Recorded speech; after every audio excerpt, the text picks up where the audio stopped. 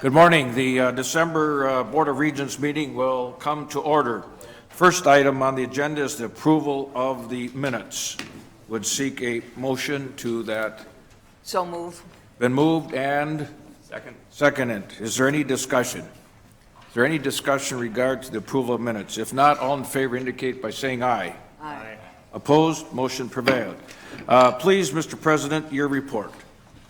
Thank you, Chair Johnson. On Tuesday, as you know, we received two comprehensive, thorough, and instructive reports about the finances, cultures, policies, and procedures in Gopher Athletics. The external review by two independent attorneys and the financial audit by Associate Vice President Klatt told us of some strengths and shortcomings. The nearly 50 recommendations in both reports provide a roadmap for improvement and accountability that we must now address aggressively and swiftly. Today, as I promised, I'm offering for your consideration the steps needed to reinforce a culture that reflects and promotes our values against sexual harassment and assault within athletics and across the university. As for athletics finances, I'm proposing, with your approval and oversight, ways to improve compliance and our accountability and stewardship. First, let me put our path forward into context. I was gratified that two independent attorneys, one a respected employment lawyer, the other a former U.S. attorney, found that there is not a culture of sexual harassment within athletics, that the climate is generally healthy, and as lawyer Karen Shanfield told us Tuesday, and I quote, by and large, the athletics department reflects the respect towards women that Minnesotans expect from this flagship educational institution. To me, that is the most important finding. The safety and health of our student athletes and staff is among my highest priorities, and this review provides a strong measure of assurance in that regard. Nonetheless, this board and I would not have sought such a review if it were not for the totally unacceptable behavior of our former athletics director, behavior that he admitted. We must continue to be diligent in recognizing sexual harassment and assault when it occurs and act quickly to respond, and my action plan supports that ongoing diligence. On the financial audit of athletics, the people of Minnesota have a right to expect better of all of us charged with operating this great institution. No matter who it was who made bad decisions or who violated and circumvented established policies, this university failed to live up to the standards Minnesotans set for us and that we should demand of ourselves. I know you join me in your disappointment that the audit revealed a collection of policy violations and spending decisions that do not reflect our values of stewardship and accountability to the people of Minnesota. We must, we can, and with your oversight, we will do better. Of course, I welcome your feedback, your input, and your suggestions for improvement in this plan. Let's begin with recommendations related to EOAA. I've charged Vice President Catrice Albert to lead a group in a review of all of the external review recommendations as they relate to the work of the EOAA. This group will align its work with the current work underway to implement our resolution agreement with the Office of Civil Rights. As you may remember, Ms. Shanfield and Mr. Dixon have a set of recommendations that essentially concur with the OCR resolution. In addition, Vice President Albert's group will determine whether any of the external reviewers' recommendations should be implemented beyond Gopher Athletics to the entire university. This work group may include representatives from or consultation with EOAA, Human Resources, Athletics, Compliance, our Office of the General Counsel, the Provost's Office, and faculty. I've asked that this work, along with all other work in this action plan, be complete by January 19th in anticipation of updating this board at your February meeting through the Audit and Compliance Committee. Let me turn to the external review's recommendations around the athletics director hiring process. I've charged Vice President Kathy Brown to develop and propose a search plan for the next director of athletics based on recommendations of the external review. She will consult as needed and include in the plan recommendations regarding the use of a search firm, the size and composition of the search committee, and the interviewing and vetting processes to be used. With regard to the financial audit findings, many of the key recommendations have already been addressed by Interim Director Getz. In fact, under Beth Getz, the tone at the top has changed, with the strengthening of financial compliance to align with the policies and expectations of the university and the expectations of this board and me. Among the recommendations they have already acted upon are the termination of our relationship with Villa 7, the termination of payments to employees by Learfield Sports, the repayment of unallowed expenses by current employees, and the pursuit of repayment by former employees. We've also changed our facility lease process to require the Vice President for University Services to co-sign all leases, which addresses the audit's recommendation for more senior leadership discussion and knowledge of these agreements. Next, Gopher Athletics requested, and board leadership and I support, the creation of a joint financial oversight group to work in partnership with the department, and that group will be chaired by Vice President Fitzenreiter. The oversight group will ensure that appropriate financial controls are in place, ensure policies and procedures are understood and adhered to by department personnel, strengthen a culture of financial compliance through training and education, and strengthen processes and procedures related to the procurement of alcohol for events and related hospitality. Another issue that was raised Tuesday during our special meeting is the reporting line for the CFO of Gopher Athletics. Specifically, I have asked Vice Presidents Fitzenreiter and Brown to review our options and best practices of our peer institutions and develop a recommendation as to the appropriate reporting line. Finally, I've asked Vice President Brown to evaluate the action of current employees, as cited in the internal audit, to recommend appropriate discipline if warranted and consistent with university practice. It's important that we hold individuals accountable if the facts warrant and are consistent with the university's personnel policies and past practices. I propose to move quickly, and as I noted earlier, I propose a comprehensive report on our progress in these matters to the board through the Audit and Compliance Committee at your February 2016 meeting. Chair Johnson, members of the board, as you can clearly tell, and as our faculty, staff, students, and the citizens of Minnesota expect, I'm committed to delivering on the recommendations of the external review and audit and delivering thoughtfully, seriously, and swiftly. The university is well positioned to resolve these issues with your oversight and input. As we work to implement the necessary changes and improvement, as always, I hope we do not lose sight of other facts about the university, which, by just about every measure has never been stronger. Our dramatically improved graduation rates here on the Twin Cities campus, the collaboration between all of our campuses on enrollment management, the continued research breakthroughs and daily teaching strengths of our faculty, the impact of our land-grant mission and outreach and public service in all 87 counties, the remarkable work of our dedicated staff, and the spectacular students we prepare every day throughout our system to become the next generation of Minnesota's leaders. In closing, we've demonstrated over the past year that we tackle our challenges head-on, as we are now in Gopher Athletics. We are transparent and accountable, and I believe the university is better because of your engaged guidance, and this is a university I am extremely proud to lead. With that, Mr. Chair, I conclude my report. Thank you, Mr. President, for those thoughts and responses to the reports. I'd like to inform the board that Regent Simmons and Regent Broad are on the phone with us this morning, and to both, when you wish to make comment or questions, please interrupt us as you will. The chair's report. Thank you, President Kaler, for your early thinking on an action plan to address issues in intercollegiate athletics. We look forward to making the changes needed to have a Gopher Athletics department that reflects Minnesota's values. As we come to the close of the fall semester and the end of the calendar year, I want to take a moment to reflect on some of our accomplishments over the year. In April, we completed a more than a year-long project to upgrade the university's enterprise system, improving service and efficiency and reducing maintenance costs. In October, we marked two major milestones. First, we took an important first steps toward elevating the profile of the university's academic health sciences through the completion of a non-binding letter of intent to work towards combining Fairview, UMP into a new mHealth system, which will be a single integrated academic health system. We also broke ground on the Athletes Village, a critical facility for recruitment and one that will provide for all 725 Gopher student athletes with academic resources, a nutrition center, and leadership center. And just a couple of weeks ago, we celebrated the groundbreaking of the microbiology research facility, the final building of the $292 million biomedical discovery district. Finally, Mr. President, members of the board, we want to congratulate the Gopher Volleyball for their ongoing success in the NCAA tournament. We also look forward to cheering on our Gopher football team as they take on Central Michigan at the Quick Lane Bowl in Detroit. With that, I will turn to item number 4, receive and file reports. And number 5, yes, Regent Simmons. Oh, thank you so much. There were a couple things on that report I just wanted to draw attention to.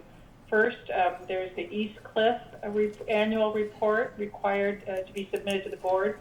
And I wanted you to know that the East Cliff Advisory Board has reviewed that, has been very active in their mission this year, and endorses that report to you. And then the second thing, when the time is right, and maybe later in the agenda, I do have some questions for our Vice Chair for Research, Brian Herman, regarding some of the shifts expected in university research funding. Very, very good. At the appropriate time, we will ask Vice President Herman to make a report on that issue. Number 9 on the agenda. Okay. Anything else, Regent Simmons? No, but when we get to the research Yes. funding issue, I have specific questions. Very Thank good. you. Thank you. Consent report. Would seek a motion for the consent report. So moved. Been moved, second by? Second. Moved and second on the consent report. Are there any questions or discussion? Any questions or discussion? If not, all in favor indicate by saying aye. Aye. Opposed? Motion prevailed. Report of the Faculty Consultative Committee. Dr. Colin Campbell, we invite you to make your presentation. And on behalf of the board, we thank you and the Faculty Consultative Committee last night for time of dinner and conversation and for your ongoing work on behalf of the university and its students. Dr. Campbell. Good morning. Thank you for the opportunity to be here today. On behalf of my colleagues on the Faculty Consultative Committee, it's my pleasure to present to the Board of Regents our committee's fall semester report. My objective is to relate some of the topics that we've discussed and to give you a sense of the major themes that have occupied our thoughts most recently. As has become standard practice, the FCC held a 1.5-day retreat prior to the start of the fall term classes. In addition to providing us with an opportunity to meet our new colleagues and review the charge of the FCC, we devoted considerable time developing the major themes of the upcoming year's agenda, which I'm going to briefly outline below. We were also fortunate to be able to meet with several senior administrators and staff members, notably including Provost Hanson and Vice President Brian Herman and Ann Aronson and Chuck Tombarge from University Relations. President Kaler, as is his practice, was able to briefly join us for a dynamic and engaging conversation. As continues to be the case, our ability to convene this meeting and indeed to do our work throughout the term was facilitated by the expert assistance of Senate staff, Ms. Renee Dempsey. The first item that we put on our agenda, equity and diversity, would remind the board members that this topic was the first item addressed in each of the reports my predecessor, Professor Rebecca Ropers-Holman, presented to you last year. It's therefore noteworthy that it remains at the top of the FCC agenda for this year. Indeed, our decision to place this issue at the top of our agenda for the upcoming year, events on campus and outside of it have focused even greater attention on this extremely important topic. Our conversations reflect important dialogues taking place nationally. As faculty, we are engaging in these important issues and care deeply about how they impact our university. My colleagues and I remain convinced that the University of Minnesota must continue to place a primary emphasis in this area. Demographic changes that are occurring across our country and our state and our university democratic changes are occurring in those areas, and we must do more to increase the diversity on our campus at all levels if we are to achieve our mission of advancing learning and the search for truth and knowledge. The challenges that face us are considerable. However, we are energetically committed to addressing them. Vice Chair Jigna Desai and I have initiated an ongoing series of meetings with Vice President Catrice Alberts and are also working with the Provost and the President in this matter.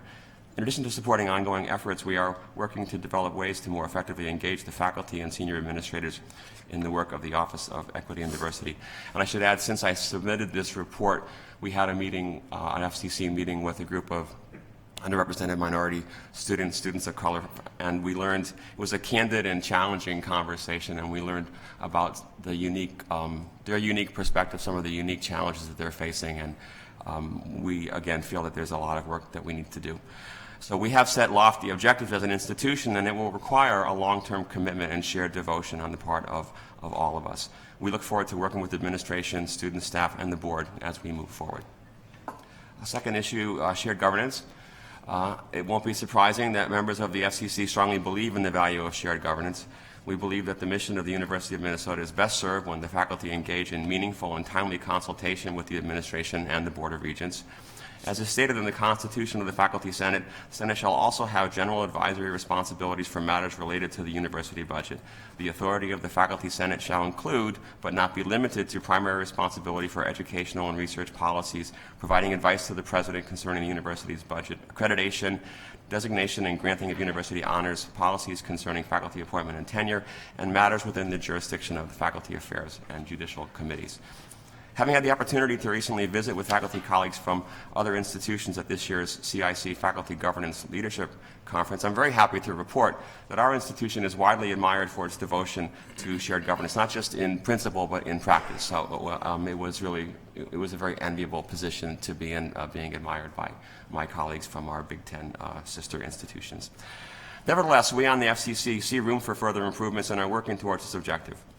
As examples of the fruit of this effort has thus far borne, I would highlight the decision to include a faculty representative on the Oversight Committee for external review of issues related to sexual harassment in the Department of Intercollegiate Athletics, and President Kaler's gracious decision to name a faculty member to serve on his senior leadership group. We hope and anticipate that moving forward additional steps will be taken to more deeply consult with faculty on part of the administration and the Board of Regents. We are keen to play our part in more effectively achieving our shared mission and look forward very much to additional opportunities to do so. Next, academic freedom, freedom of expression, and campus climate. As with the topic of equity and diversity, the intersection of academic freedom, freedom of expression, and the creation and maintenance of an inclusive, welcoming campus climate has been a timely and candidly incendiary issue across the country. While tensions rising on other institutions have received more national attention, ours has not been entirely immune to strains that can arise at the intersection of these two vitally important themes. We on the FCC continue to work as a committee and in consultation with others to address this matter. Notably, one of our own, Professor Dale Carpenter of the Law School, is in the process of developing a draft statement on freedom of expression that we believe will be widely discussed and consulted upon and will, we anticipate, ultimately be endorsed by the faculty and the administration. I will look forward to providing further information about this statement in the fullness of time. Vice Chair Desai and I have supported a series of academic freedom and campus climate fora sponsored by the Provost's Office, and I hope to have more to say about this in my report to you in the spring. Next one, working with U Relations to productively engage faculty in their mission. At our retreat, we met with the leadership from University Relations and discussed the faculty's desire to work together on our shared mission of outreach to the citizenry of our state. As one of our legislative liaison faculty members puts it, the university has great stories to tell and needs to do a better job telling them. FCC Vice Chair Desai and I have initiated a monthly series of meetings with Ms. Aronson and Mr. Tombarge devoted to this objective and are currently, I wrote down that we're currently developing strategies. Actually, they're developing strategies in consultation with us. It's been a very rewarding process, and we look forward to continuing that. And again, I hope to have more to say to you about that in my next report in the spring. While I've chosen to focus on the aforementioned topics, the FCC also devoted effort to a number of additional important topics, including the job family study, recent events within the athletic department, the student conduct code, the strategic plan, human subjects research, conflict of interest policy, and the Regents Scholarship Program, to name the sort of the top ones. As I close this report, I want to thank my colleagues who have patiently and ably mentored me and provided me with support, wisdom, and encouragement. I'm particularly indebted to the previous leadership of FCC, including Professors Ropers-Holman, Eugen, Durfee, and Chris Kramer, to current Vice Chair Jigna Desai, particularly, and other members of the FCC. I also want to recognize the professionalism, expertise, and devotion of the Senate staff. This concludes my report. Thank you for your attention. I'd be happy to take any questions. Thank you very much, Dr. Campbell. Questions, comments from the board? Questions or comments at this time from the board? Chair Johnson? Regent Simmons. Thank you. I have a comment and then a question, if I may, please. My comment is I want to acknowledge and commend the president and the faculty for having a faculty leader part of the president's top team. I just think that is so important, not only in upholding our principle of shared leadership, but really contributing directly to decision-making and knowledge at the university. So I very much appreciate that. I'll hold my question and let others comment. Very good. Thank you. Regent Omari. Thank you, Chair Johnson. Thank you, Professor Campbell. The input that you mentioned, the addition of a faculty member on the committee reviewing intercollegiate athletics, and I too was on that committee, and the input and knowledge base that was so very thoughtful that came from that addition was very important. I'm curious to know, as we think about shared governance even more broadly from a student perspective, what would you say the level of interaction with students in your shared governance work is? Is it issue by issue, or is it more of a kind of ongoing process from student governance leaders? Campbell? Regent Omari, Chair Johnson, thanks for the question. The Student Senate is very active, and I really admire. I don't know how they find the time and the energy with their classes and outside employment in many cases. So they work very hard year-round, and we do interface with them, not as often as we'd like to. We're trying to get more involved with them, but they're committed to a lot of issues, and they drill down quite deeply into all issues. Things come up, obviously, high-profile issues, but I would say it's an ongoing and rich, and hopefully will become richer interaction and dialogue. Regent Rocha, please. Thank you, Mr. Chair. I oftentimes will talk about how often we thank people as a board, and how sometimes I would argue, almost do too much of that. And this is a case where that's clearly not the issue. And I appreciate the comments of Regent Simmons and the insight from Regent Omari. One thing we do know is that there is a very direct correlation between faculty engagement and governance in successive institutions. I can think of no example where a school has reached great heights where that isn't a healthy relationship in that dialogue. And the one point that I would add to that, in recognition and commitment to, reinforcing the President's commitment to that, is that in our exchange yesterday with your colleagues and faculty leadership, it was just wonderful to have that opportunity. And what was interesting to me was their interest in talking to members of the board and understanding what we go through and the analysis that we have to provide, because they don't see the relationship with external constituencies and the legislature as they're going day in and day out, making this university the great institution that it is. And so that dialogue, to the extent we can continue that, I think is a great asset. And I really enjoyed hearing about their work and about their work, not just in the classroom and in research and outreach, but also in their governance role. So please pass on my appreciation to them again, and I would just simply encourage those opportunities as we go forward, Mr. Chair. Thank you. Further comments? Regent Anderson.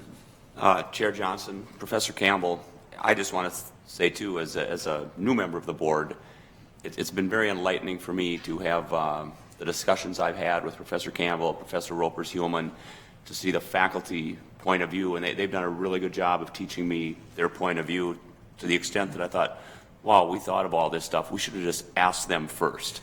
And I appreciate your willingness and your other partners' willingness to meet with me when I asked, so thank you. Thank you. Further comments, questions? If not, thank you very much, Professor Campbell, and to the... Did Regent Simmons want to ask a question after the comments? Regent Simmons, did you have a comment? Not at this time. Thank you. Thank you very much, Professor Campbell, and to your entire group of faculty members. Thank you all. Very good. Item number 7, supplemental 2016 state budget request for review and action. Vice President Fitzenreiter, please join us at the table to present the request. And President Kaler, would you care to make opening comments? I would indeed, Chair Johnson, and in a bold leap, I am actually going to present this docket item to you with the help of Vice President Fitzenreiter. So as you know, last week, we learned that the state of Minnesota is projecting a $1.9 billion budget surplus, and we are anticipating the governor and legislature will consider a supplemental budget bill.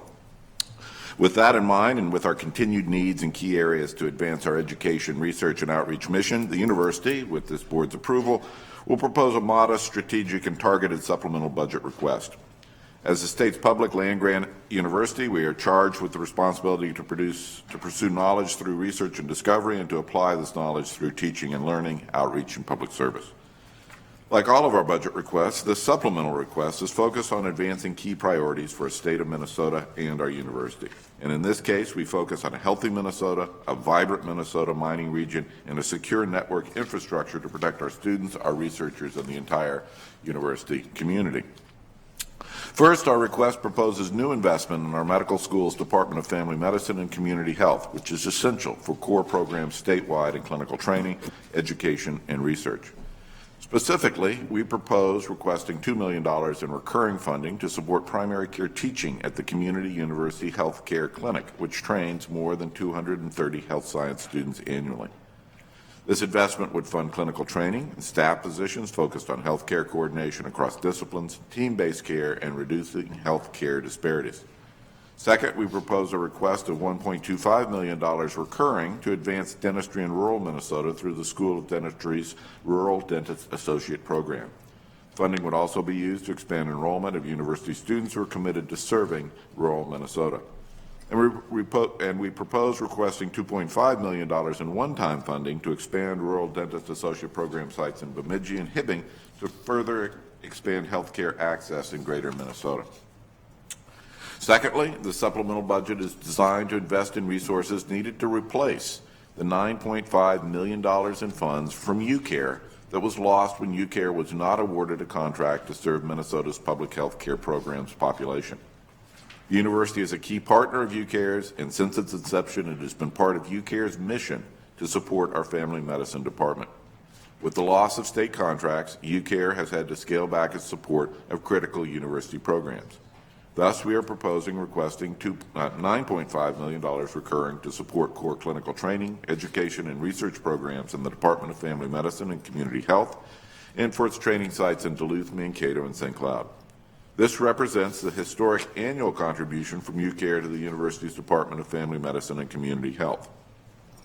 We also propose $1 million recurring to support our mobile dental clinic, which provides dental care for underserved communities throughout Minnesota and serves as a training site for dental students. Funding for this rural dental program was also lost when DHS eliminated the UCare contract. The university has an obligation to improve health care of citizens and communities statewide, and we know that access to health and dental care in Minnesota varies depending on a variety of socioeconomical and geographical factors, and that the University of Minnesota has a unique ability to improve access to quality care and lessen disparities through our research, education, and patient care. And these proposed investments will help achieve that goal. The third component of this proposed request seeks to advance and diversify Minnesota's mining region. Recent fluctuations in global iron and steel markets have had negative impacts on Minnesota's mining region, and as we have through other periods of change and transition on the Iron Range, the university is set to collaborate with stakeholders to produce solutions and tangible results. We are proposing to request $3.6 million recurring to develop advanced technologies to improve the long-term viability of Minnesota's mining region by innovations in resource recovery to increase yield, to help Minnesota diversify its mineral portfolio beyond taconite, and thirdly, to develop new sulfide remediation technologies to protect our natural resources while advancing regional economic development. The last component of this proposed request will protect critical assets and help ensure business continuity by implementing new cybersecurity technology as part of a major network upgrade at the university system-wide. We are in need of this major upgrade. As part of a project, we need substantial new investment to address sophisticated cyber intrusions that pose significant risk, including wide-scale or high-consequence events that could cause harm by disrupting, denying access to, degrading, or destroying our network. We understand cybersecurity is an important statewide priority and propose seeking one-time funding to purchase network security equipment and software. And specifically, we are proposing a request of $19 million in one-time funding.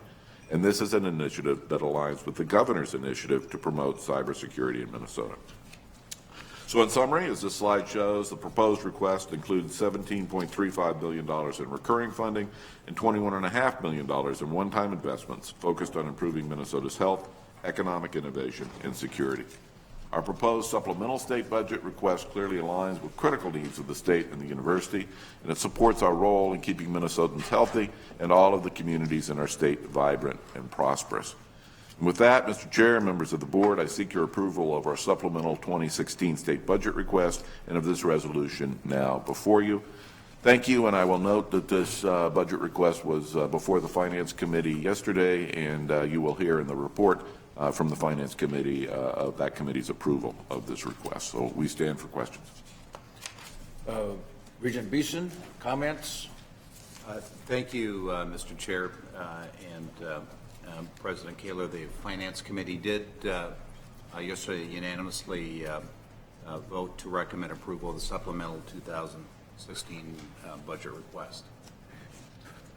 Would you care to make a motion? I will put that in the form of a motion. Very good. Would there I'll be a second. second? And there's a second. Discussion, comments of Mr. Fitzenreiter or President Kaler? Comments? I would add, I accompanied President Kaler when he made his presentation to the chair of the Ways and Means Committee, Representative Knobloch, and it was a very, very good discussion. Mr. President, I thought you did a tremendous job of laying out the reasons why this supplemental budget ought to occur in the 2016 legislative session. Very, very good dialogue that took place that day. Regent Devine, please. Yes, thank you, Mr. Chairman. I also want to just comment and reiterate what I said yesterday in the committee meeting, that I think this is a very important step for us. The support that we're hopefully going to be providing this morning, it should send a clear message that we're taking these priorities very seriously. And the fact that we are supporting the UCare mission in terms of what's happened there for those people less fortunate in Minnesota, and continuing what I consider to be a piece of our outreach responsibility as part of our land grant mission is key here. And along with the dental component of continuing that program, which both our students and the people, particularly in outstate Minnesota, again, as part of our outreach mission, we're having an impact in terms of what we're doing. And then finally, the other point that I want to make, the mining industry in Minnesota, as we all know, is undergoing a very significant situation right now. And the fact that we're willing to continue to drive forward in a methodology to try to address those issues, I think is significant as it relates to our research mission. Much like it did in the early 50s, post-World War II, with the finding of taconite, we're in another situation. What else can we do to augment that? So with that, I commend the President and his staff for putting the proposals together as such. Thank you very much. Further comments, questions? Regent Simmons. Yes, thank you. First, I think it's important to clarify that the request we're making of the state in light of the loss of funding from UCare isn't to fund UCare, it's to fund our core mission in academic medicine, which includes healthcare delivery to underserved people. And further, I think it's very important for us to recognize the vulnerability we have in relying on the government as a payer for health care in the support of our academic medical mission. I don't think we should expect that funding to come back, and we need to consider, yes, the proposal that's on the table, which I support, but also going into the future, what it means. Very good, thank you. Regent Rocha. Thank you, Mr. Chair. One question for, I think, President Kaler, possibly followed by a comment. Did we consider making a request from the legislature out of the surplus to buy down the expected increase in tuition in the next budget? Chair Johnson, Regent Rocha, yes, we did consider that very carefully. As you know, I've been a pretty active proponent of the idea that the state appropriation and the rate we charge for tuition are very, very tightly coupled. But as we reflected on the outcome of last session, in which we did not achieve funding for that purpose, and we reflected on a pretty in-depth survey of thought leaders and public opinion, the view that we have is that dialogue of a state appropriation to hold down tuition is not something that resonates with the legislature at this point in time. So we felt it more effective to make the requests that we have in front of you. We think these are quite strategic. They address the needs of greater Minnesota. They address the mining industry, and they resonate with a statewide interest in cybersecurity. So basically, we consider these the best bets to achieve support in the legislature compared to the alternative of requesting money to directly help us with tuition. Regent Rocha. Thank you, Mr. Chair. Thank you, Mr. President. That's I think, sound logic. My perspective, and I take a fairly historical view of this, is that conversations about tuition over time have yielded anguished answers from the board that we can't control what ultimately happens, that it's the legislature that ultimately yields that result. As you talk about the tight coupling, I agree. And so my bias tends to be always have a request in front of them, because that keeps accountability with them. If we don't request it, they can't provide it. And so I always like to make the request, so if the request doesn't come in, they can hardly point to the board and say, you know, you're ultimately restricting access to our land-grant university because of, through cost. We can say you had an opportunity and you chose not to take it. So in future analysis, and perhaps even in this cycle, if it does appear that we're gaining traction, that may be something to consider. Thank you. Member, respond. President Kaler. Chair Johnson, Regent Rocha, I agree with you, and I expect, given in fact that the governor nor the legislature has actually made a formal request for a supplementary budget, that there will be some evolution to this request, and we certainly, I would say our legislators are a bit tired of hearing me talk about the effect the state appropriation has on tuition. We'll continue that dialogue, believe me. Thank you. Further comments on the Beeson motion? Further comments? If not, all in favor indicate by saying aye. Aye. Those opposed? Motion prevailed. Thank you very much. The accountability report was established by the board policies, one of the fundamental planning documents of the university. This is a complex report that fulfills the university's responsibility to report annually to the legislature on the state and progress of the university. So we'll take the next month to review, and we'll return for action in February. President Kaler, would you like to open this discussion while Provost Hanson joins us at the table? Chair Johnson, members of the board, this is a important report, as you might well expect. It is one that has evolved in response to comments from the board through the years, and I believe you will find it useful. I must reflect on the fact that our former colleague Clyde Allen quite proudly talked about carrying the accountability report in the trunk of his car and pulling it out whenever needed to talk about the University of Minnesota, and I hope you find it similarly useful. So with that, Provost Hanson. Provost Hanson, please. Thank you, Chair Johnson and President Kaler and members of the board. I am pleased to present to you the 2015 University Plan Performance and Accountability Report. What you have in your docket is the penultimate draft. We'll bring it here today for review and discussion, and at the February meeting, we'll bring back the final printed report for approval. At that point, we will have incorporated any corrections and revisions you think necessary, anything that might emerge from our conversation today, and the feedback we received from you and others before February. This is the 14th year the university has produced an accountability report, and my 4th time presenting the report to you. In my first presentation, along with then Senior Vice President Robert Jones, we refuted some lingering myths about our university. The next year, we shed our Minnesota nice posture and featured the many points of pride we have in this university. Last year, we undertook a significant reorganization of the report, which allowed us to write more consistently from a system-wide perspective, even as we kept campus-specific information organized and available in key sections, such as those on campus planning and undergraduate education. Additionally, we articulated the many different people to whom and organizations to which we must report and be accountable. And we situated this report within those many and varied accountability activities. Some of those other accountability activities include reports you'll be hearing later this morning, the annual research report from Vice President Herman and the annual financial report from Vice President Fitzenreiter. Those two reports and the many other accountability reports the university undertakes each focus on a particular aspect of the university's operations.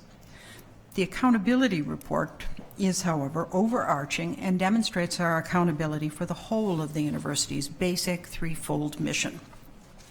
It's intended, in part, to connect the dots of the many data points back to education, research, and outreach. The newly reorganized accountability report was received well last year and by you and other readers of the report, so we've used the same basic organization again this year. The report is a resource to the University News Service, whose staff members manage the many inquiries we receive daily from the media. Government Relations also provides a copy of our state legislators, and I know it was a valuable resource this year to the accreditation team who visited the Twin Cities and Rochester campuses in October. As I said, because of the positive feedback on last year's report, we've kept the same framework for this year and primarily updated the data and some of the narrative within the report. However, one particularly notable addition is the Regents Progress Card, which was approved by you in October. While this approval occurred too late in the report production process to be sure we could address each of the Progress Card measures within the narrative, I think you'll see that the report already discusses many of the areas covered by the Progress Card. It's always been tricky to balance the imperative to include a lot of important information and data with the desirability of a digestible report, one that's clear and does not overwhelm the readers. We know it's vital to provide sufficient data to support the narrative of the report, but we also know that the report can be cumbersome if the data aren't clearly organized and if we do not sufficiently explain why we care about these particular data points. Last year's report managed that well, I think, but with the addition of this progress card, I believe you've helped us to find a particularly good balance. My staff is, in fact, excited about the way the progress card and the narrative of the report work together, and they're already working with Lincoln Carlson on an approach for next year's report that would more fully align these two documents. So, what I'd like to do with my presentation this year is to highlight a few key measures, and while doing so, make sure we connect those data points back to our mission. Without making that connection, there's the risk of becoming solely focused on the numbers, but it's crucial that we're measuring what we value. While we care about the numbers, we care much more about what they indicate, which is whether or not we're successfully serving our mission. So let's look at a few of the numbers that we are most interested in tracking. First, everyone here knows that diversity is important to the university. It's important because discovery is enhanced when there are diverse paths of inquiry, because we need to prepare students to live and work in a diverse and changing world, and because we have to be part of the solution to problems caused by past injustices. As you know, we monitor various dimensions of diversity: racial and ethnic diversity, international diversity, socioeconomic and geographic diversity, just to name a few. The report discusses these aspects of diversity in a number of different places, but I've pulled several of these together on this slide. Another data point that we discuss on a very regular basis: graduation rates. We, of course, do not want to increase those rates for the sake of seeing an upward trend on a bar graph, satisfying as that is. If we were only interested in producing higher rates, we, or some university in a parallel universe that's not entirely honest, could manipulate those rates by handing everyone a diploma tomorrow. That would certainly lead to a dramatic increase, but clearly that would not achieve our goal, which is ensuring that those students have received a quality education and achieved an appropriate level of educational attainment. This means that we want our students to have the experiences and preparation necessary to be the kind of individuals who operate effectively in society and contribute to society's advancement. To achieve this goal, we construct and evaluate our degree requirements with care, including the curricula of each major, as well as the university's general education, and we track success in completing these curricula. You know that we track retention and graduation rates quite closely. On this slide, we've highlighted the 6-year rate for each of our campuses. On the Morris campus, there's a slight drop in the rate compared to 5 years ago, but it tends to bounce around a little, and it's a small sample, and there are often economic reasons why that happens. In any case, I think you see for the University of Minnesota, the overall rate is still very strong. On the 5-year change as a whole also shows significant improvement on all the other campuses. The report includes more detailed charts showing the progress for each of our campuses, like this one for the Twin Cities campus. We can be very proud of that 63% 4-year graduation rate, particularly as we consider how far we've come and how quickly. We've made this progress not just by focusing on this final number, but by digging in and trying to understand what lies behind it in curriculum and performance. We analyze this information in a variety of ways at both the central administration level and in each of the colleges, and those analyses help us understand where we need to do more work. One area we're particularly focused on right now is closing the retention and graduation gap for low-income and first-generation students. We want to be able to intervene as soon as we have some indication that a student is at risk for not returning the next semester or not completing his or her degree in a timely fashion. To our faculty and staff, these numbers connect very directly to our mission. They see not only the numbers, but the faces of the students they're supporting. Another aspect we care deeply about is the cost of education, about students' levels of financial literacy and their understanding of financial responsibilities during and after college, and about the debt some students incur. We offer education to them and feedback. You saw yesterday in the work session the new personal tracking display will offer students to increase their awareness of debt and its consequences. And those will be individualized for each student. We track student debt trends. We offer more detailed discussion in this report, but in general, the numbers are trending in the right direction. These data are from the Twin Cities campus, which shows that the percent of students who graduate with no student debt is up, and both the average and median loan debt for those who do borrow is down, and those are not in inflation-adjusted. The graph you see is not in inflation-adjusted dollars, so it's particularly striking. These are just a few examples of the quantitative evidence the accountability report provides, but we need to remember that not everything we value is measurable quantitatively, and so we also look at qualitative evidence that the university is accountable in a way that matters most to people, its impact. This is especially true in the areas of research and engagement, where precise and meaningful metrics are difficult to come by. For research, we rely on some comparative data, like those R&D expenditures. But the real story is the impact of those expenditures. You'll be hearing more about that impact from Vice President Herman later this morning. But I do want to stress one point. We are the state's only research university. This sets Minnesota apart from many states that have at least two major research institutions, Michigan and Michigan State, Iowa and Iowa State, Indiana and Purdue. It's also what sets the University of Minnesota apart from other colleges and universities in the state. And although we speak of a threefold mission, our research mission is not separate from our educational, or for that matter, from our public service mission. It's precisely the interconnectedness of the tripartite mission that distinguishes a great public university. The report also provides quite a few examples of publicly engaged research, and it highlights how important each campus's engagement activities are to their local communities and to the state. So to close, I want to assure you that we look forward to working with you as we continue to monitor these key indicators. And I'd also like to note that in conversations with our constituents, with our legislators, we have to underscore the meaning of the data, which are inscribed in the lives and activities of our students, faculty, and staff, and those they, in turn, touch and influence.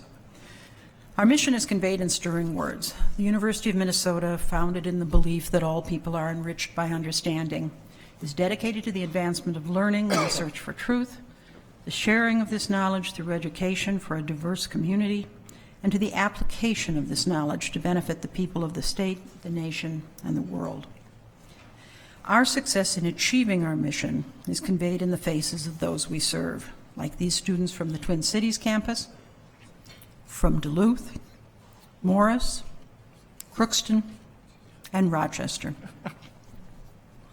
Chair Johnson and members of the board, thank you for your attention to the report, and I welcome your questions, comments, and suggestions. Provost, thank you very much for your graphs and your commentary. It's very, very good. Very good. Thank you. Comments, questions? Regent Devine, President, please, and then Regent Devine. Thank you, Chair Johnson. I just would reflect at this point in time, as I think all of you do, on the tremendous progress this university has made. Graduation rates are up, student debt is down, research productivity is up, outreach to Minnesota has increased. We have our faults pretty brutally highlighted in the press, and I hope you reflect on the progress that this institution makes on its mission. And it's not widely told in the state of Minnesota, but I hope as you are out and about in the holiday season, you get a chance to mention this. Very good. Regent Devine, please. Yes, thank you. I'd like to just echo what President Kaler just said. Clearly, the path that we've been on the graduation rate increases over the last 11 continuous years of improvement to me is very, very significant. It's been a very high board priority both before I came on the board and after. And I think that progress, it really should be noted very, very publicly how well we've done on that issue. The other thing I was just going to say, and that I wanted to call attention to that's not in the report, but I think is equally important, is I sent you a note earlier this week on the progress on the advising, and we have had, you're finishing the work here shortly on your advising and what you're doing with your public forum, I guess, which is one of the last aspects of it, of trying to improve the overall advising and getting student output and faculty. And I think you're to be commended on that work because that was a very high board priority in our retreat agendas. And the fact that we're moving ahead on that too, it's not noted in this report because it's obviously not done, but I wanted to pay note to it because it's really important, and I want to congratulate you on the work you've done on that too, Provost Hanson. Provost, please. Chair Johnson and Regent Devine, thank you very much for the vote of support in that effort. One of the things that I think is true is that the effort that's been put into advising and the care and professionalism of the advisors is part of what is reflected in those enhanced graduation rates. That really is crucial to keeping people on a path toward timely graduation and also with their satisfaction in the education they've received. Thank you. Regent Chu. Thank you, Chair Johnson. Provost Hanson, could you go back to the 6-year graduation rate slide, please? I think I detected a slight error, which may be in our favor, hopefully. That's debt trends. I don't have a page number on. So I think on the Duluth campus, we either should have improved by 7 points instead of 6 points. Oh, yeah. We'll do some remedial math. Well, I'm hoping it's 7 and not, I hope the 2009 class isn't 66%. That's all, thank you. Regent Chu, you are very sharp. Thank you, Chair. Other simple and understandable questions? Regent Omari. Not a question, Mr. Chair. I just want to give a shout out to the staff that puts this together. I heard you say that they're already starting next year's and laying that out. And I've actually used to work next to some of these folks and saw how much work goes into it. So Yeah. shout out. Thank you. Absolutely right. Further comments, questions? Don't ask what shout out means. I was going to say, granted you were here, that could be the first time someone's received a shout out from the board, but. Mr. Chairman? Regent Simmons. That's Regent Broad. Oh, Regent Broad. Actually, yeah. Say, I just wanted to, yesterday we had seen in Finance Committee the one-page debt chart for students, and I just wanted to tell the provost, I did mention it to Vice Provost McMaster, but I think that is a fantastic tool to help students gauge at all moments, all of the information around what it costs and what they owe. And I just really, really couldn't be more pleased with that tool for students and their families. Thank you, Regent Broad. Any further discussions? Any questions? Regent Simmons? Regent Simmons. Chair John? Please. Alex Simmons.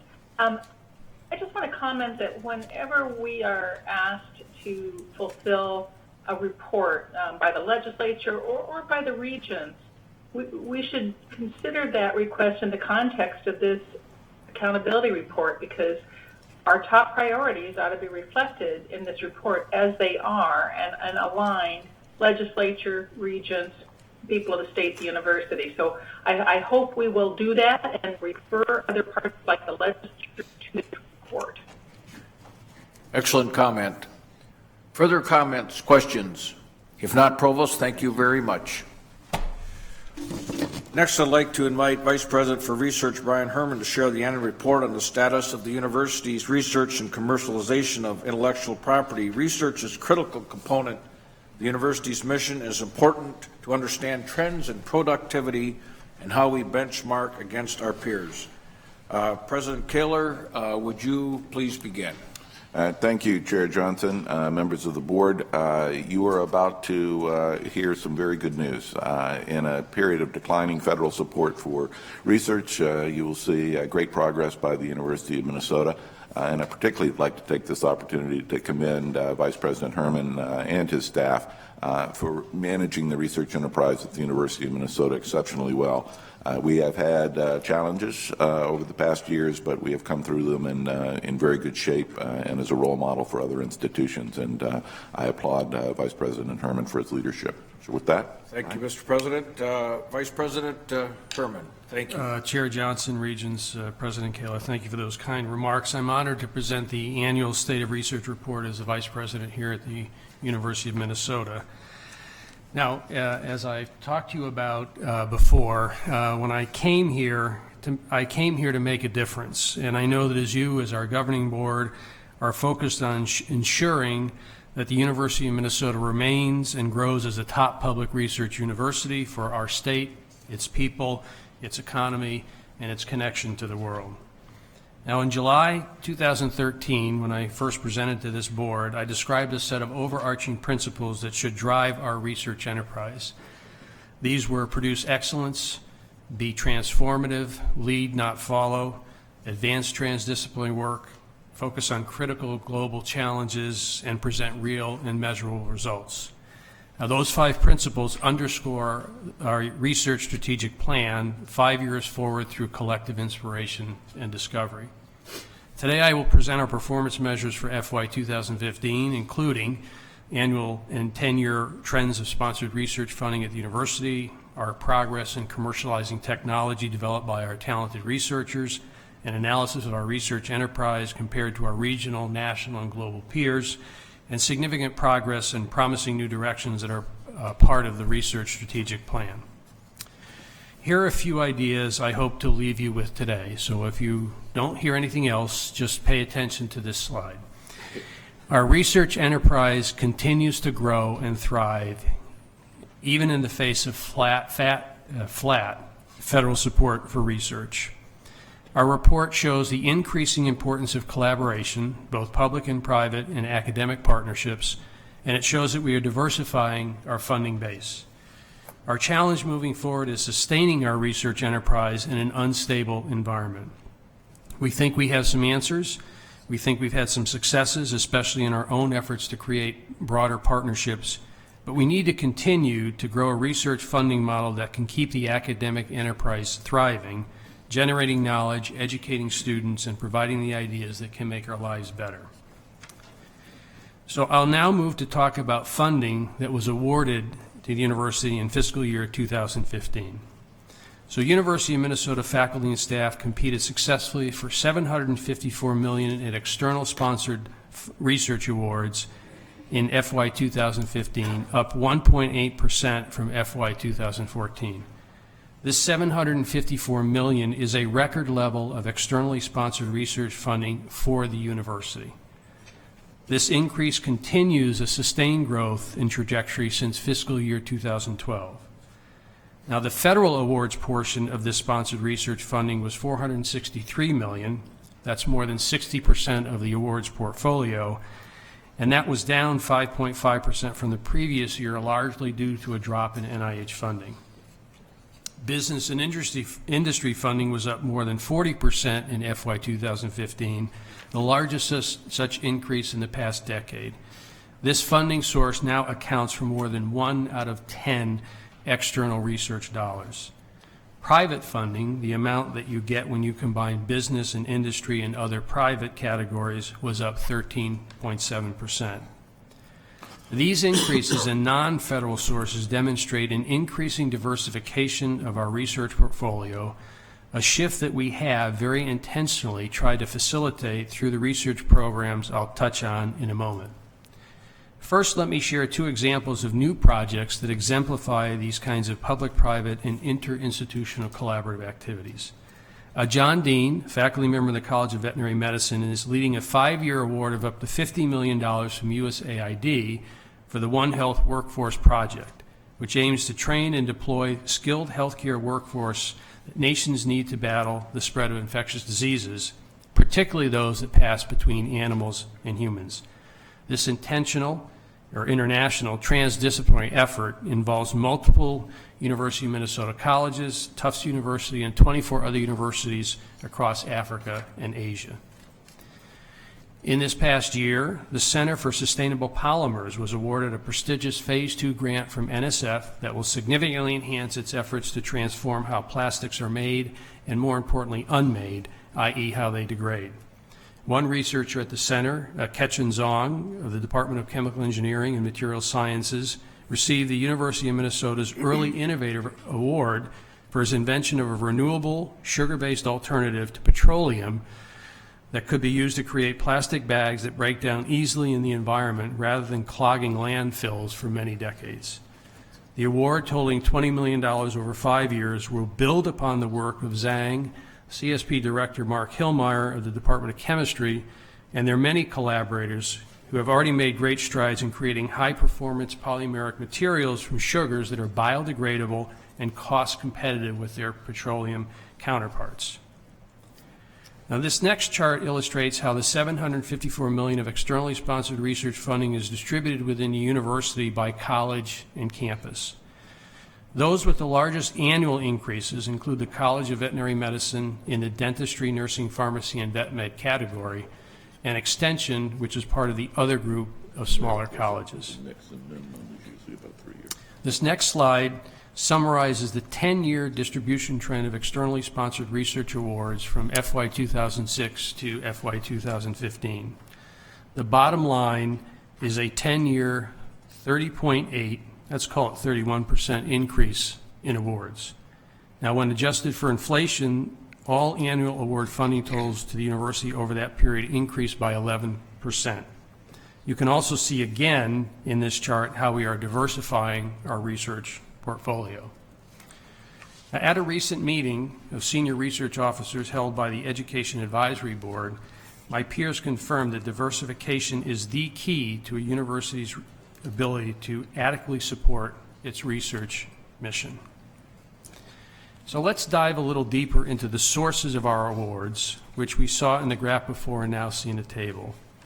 Here we see that federal R&D awards to the University of Minnesota have increased by 17.6% over 10 years.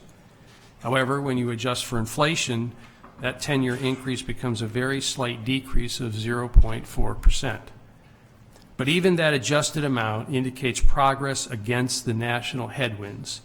Inflation-adjusted federal R&D outlays outside of defense are down 3 times more than we are, down 1.5%. This table also demonstrates the diversification of our funding sources. Most prominently, business and industry funding has shown a significant growth since FY 2011, going from 43.6 to 78 million. This trend aligns with 2 significant public-private partnership strategies launched in FY 2011, the Minnesota Innovation Partnership, or MINIP program, and the Corporate Engagement Workgroup. We see also here that the other private sources category grew the most dramatically over the 10-year period, with the largest portion of that growth due to collaborations with other universities and colleges. These multi-university relationships underscore the words of John Donne, who, if he were alive today and at a university, might say that no researcher is an island. And in the words of Herman B. Wells, founder of the Committee on Institutional Cooperation, or the CIC, which is the formal academic cooperation between the schools of the Big Ten, who noted back in 1967 that academic isolation had already been long impractical. So today, collaborations with other universities and colleges represents roughly half of the fiscal year 2015 other private category. Now, if we think about this some more, this is an area of continued opportunity for the university. And today our office is looking more deeply at the ways that our scholars collaborate with scholars at other institutions using data on funding and publications. We find that more scholars are collaborating across institutions, at least in part because technology facilitates those collaborations and because funding organizations are increasingly favoring these kinds of partnerships. We will also be exploring how we can support and foster effective collaborations for our faculty and take away the barriers that might impede them.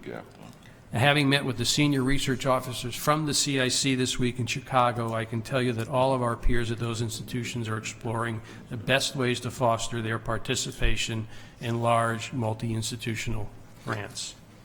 Speaking of the CIC, as you can see on this chart, within this elite group of universities, the University of Minnesota continues to rank third in new award funding. Minnesota is the thick maroon line, the thick line for President Kaler. So I'll just pause here so you can take that in for a minute. And as we move forward, we'll see that ranking of third is mirrored in our national and global ranking systems, which will be our next topic. So I'm going to switch now from research awards, the amount of money we bring into the institution, to research expenditures, the amount of money which we spend on research, which is often the most useful for comparing and benchmarking ourselves to other universities. According to the National Science Foundation's Higher Education Research and Development, or HERD survey data for FY 2014, the university maintained its top 10 ranking and moved up in ranking from 9th to 8th position among public research universities. Because of survey reporting requirements, the university's $877 million in research expenditures represented only the Twin Cities campus. If all of the University of Minnesota campuses were reported together, the total would grow to $901 million. The two other performance measures on this slide are the Center for Managing University Performance and the Shanghai International Rankings. By both these measures, the university remains highly competitive with its peers. Now, this next chart shows the university's level of institutional, the line at the bottom, and federal, the middle line, spending in relation to total spending, the top line over a 5-year period. Now, as you can see, the federal line is largely flat. The current 2-year budget deal in Washington may help NIH in terms of additional resources, but that promising budget deal is now 3 months late, and Congress is operating under a CR that expires today. On this chart, you can see that institutional funding from ourselves, now accounts for 29% of the total spending for research here, up 8% from the previous year. It's a shift that's mirrored across our peer institutions, where the average increase in institutional funding for research was 5% nationwide. Now, members of the Finance Committee may notice some difference between the way the HERD data accounts for institutional funding and the way it was presented by the university's budget office yesterday. The HERD numbers use a different definition of institutional funding that allows us to compare across institutions. Now, there are 3 components to institutional funds. Excuse me, direct funding of R&D, cost sharing on externally sponsored projects, and facilities administrative, also referred to as indirect costs on external projects that are not reimbursed by sponsors. The largest component, $183 million of direct funding, represents the discretionary portion of institutional R&D funding. And when used strategically, these funds can create a strong return on investment, generating further external research funding and building on Minnesota's strengths and needs, as is the case of MnDRIVE and the Minnesota Futures Program, which I'll touch on in a moment. These centrally directed investments represent about 1/10 of the total of the $183 million of institutional direct funding. Now, with regard to the rest, approximately $160 million, today we are able to identify where this funding occurs within the institution, but little analysis has been done on how these funds are being invested. Going forward, the university has an opportunity to look systematically at direct institutional funding to determine if these resources are allocated optimally, providing the best return on investment. The other 2 categories, cost sharing and under-recovered F&A costs, which are about $73 million in total, are the mandatory institutional costs of doing externally sponsored research. Under-recovered F&A costs represent the gap between what a research sponsor pays and the actual cost of that research, which the institution, meaning us, then has to provide. In essence, these are an institutional subsidy to perform research for external sponsors. The federal government, our largest funder, does not provide F&A rates that fully cover our costs, and it caps certain categories of overhead rates. In reality, they cover about 85% of the cost of doing research here at the university. And today, our federal negotiated indirect cost rate is 52%, while the actual cost of doing research is just under 62%. Recently, we were able to negotiate higher rates with the federal government for 2018 and 19, but only because we're able to demonstrate that our costs had increased due to new research facilities coming online. Non-federal funders often provide less or even no overhead funding, as is the case with funding from the state of Minnesota. And as we diversify away from federal funding, then, the subsidy of our overhead cost has and will continue to increase. Ultimately, having that gap and the consequent growth of our institutional subsidy of research is not likely sustainable for our university, nor is it sustainable for most research universities. According to a number of respected experts in the field, it's critical for institutions to report on, to discuss the cost of research and their own institutional costs, and to point out that the static public funding to hundreds of research universities is undermining the country's research enterprise. Now, to build better transparency of these costs for our own researchers, in the coming year, our Office of Sponsored Programs Administration will be reaching out to faculty audiences to lay out the elements and drivers of facilities and administrative costs. Now, even as we've talked a lot about the cost of doing research and the funding environment, we must remember that research's contribution to society and its role as a public good extends beyond just the numbers. CLA's Erica Lee, director of the university's Immigration History Research Center, recently published The Making of Asian America, a book that narrates the deep-rooted history of Asian Americans and their role in American life, from the arrival of the first Asians in the Americas 4.5 centuries ago to the present day. It's an important and wide-ranging work, and in it you'll find discussions of immigration, citizenship, and xenophobia that seem very familiar to our present day. The parallels, the lessons, and the context can help inform our public policy conversation today. Now, this book has received great reviews in the New Yorker and Los Angeles Times, and was chosen as an editor's choice by the New York Times, where Professor Lee was again quoted this week on the debate over immigration. Let's move now to talk about technology commercialization, which had a continued strong performance and productivity in FY 2015.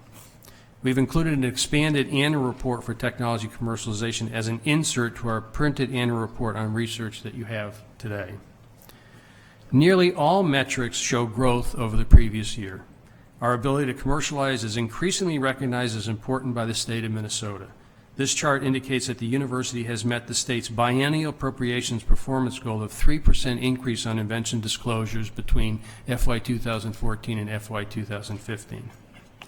Our technology commercialization is increasingly viewed as an opportunity by business and industry. New licenses were significantly up from 154 in 2014 to 268 licenses in FY 2015. That's a tribute to our MinIP program, which allows companies streamline access to university technology. There were 69 new MinIP-sponsored research agreements in FY 2015 alone, and MinIP has now been adapted in several versions to meet the needs of more and more companies and to bring more university ideas off the shelf to the marketplace. Additionally, a record 16 startup companies were launched in FY 2015, topping the previous year's performance. Our technology commercialization operations are also recognized by our peers. University of Minnesota was one of only 3 institutions awarded an NIH Research Evaluation and Commercialization Hub grant, which combined with matching funds from the U will total $6 million over 3 years. 3 of our technologies received National Innovation Awards from TechConnect, and the journal Nature Biotechnology ranked OTC in the top 5 best life science technology transfer offices. Startups are probably the most recognizable route for bringing innovations to market. This is the 6th consecutive year we've had a record number of startups, and they were launched across many different sectors of our economy. 12 of those 16 companies are located here in Minnesota. 3 of the University of Minnesota startups utilized significant seed investments provided by our new Discovery Capital program. These 3 companies have identified $3 million in outside capital thus far, yielding a 5-to-1 return on investment. And since the Office of Technology Commercialization Venture Center was formed in 2006, university startups have raised an aggregate of over $205 million in outside capital investment. Now I'd like to turn our attention to some of the work we're doing to ensure our research enterprise thrives into the future part of our takeaway message today about sustaining the research enterprise. Excuse me. At the beginning of the presentation, I mentioned that there are cornerstones to our research strategic plan. Now, the Office of the Vice President for Research, as many of you know, has adopted human participant research improvements as part of the Enhancing Research Excellence as cornerstone of our research strategic plan. As the Audit and Compliance Committee heard earlier this week, as you can see here, much progress is being made on advancing our human research protections.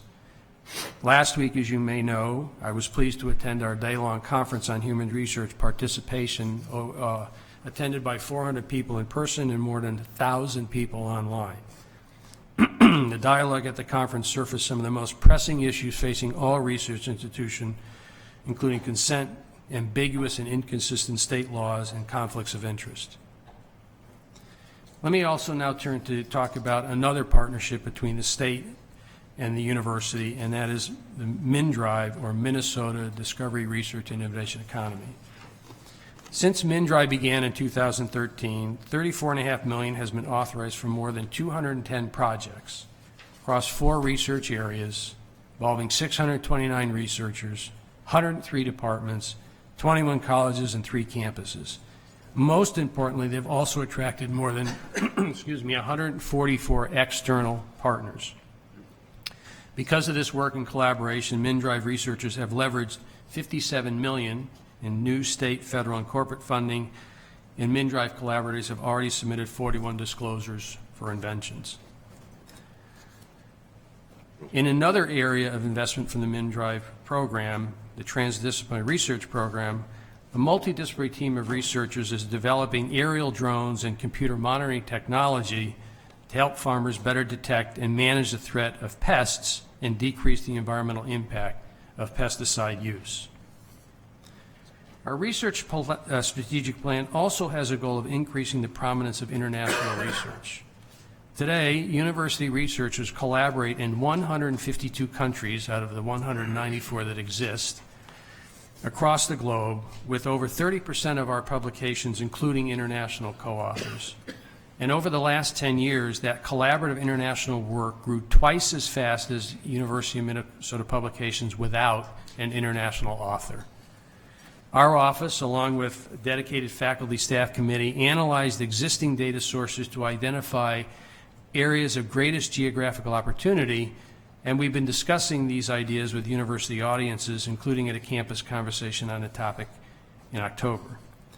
Going forward, our office will bring together researchers who currently collaborate or are interested in 3 high potential geographic regions that are highlighted in green on this slide. Our office will provide some seed funding to facilitate these partnerships, as well as bringing together academic and business leaders from these regions, along with Minnesota industry funding agencies and philanthropic organizations, to develop new relationships that these researchers can build upon. Now, while highlighting these new opportunities, the strategy will not detract from the long-standing fruitful collaborations university researchers have already established, or the work of our global programs and Strategy Alliance, Institute for Global Studies, Academic Health Center, or other units. Our office has invested over almost $110 million to support research across all of the University of Minnesota campuses in the last 5 years. And as part of our focus on measurable results in our research strategic plan, I want to show you the financial and institutional impact of these programs. You can see from this slide a good return on these investments in terms of leveraging extramural funds, anywhere from $5.50 for every dollar invested to $7.50 for every dollar invested. For example, the grant and aid of research, artistry, and scholarship program supports scholarly and artistic activities of faculty and their graduate students throughout the university. 20% of these awards have gone to scholars in the arts and humanities, and in the past 5 years, $15 million have been awarded through this program across our colleges and campuses. The Research Infrastructure Investment Awards help the university maintain robust state-of-the-art equipment.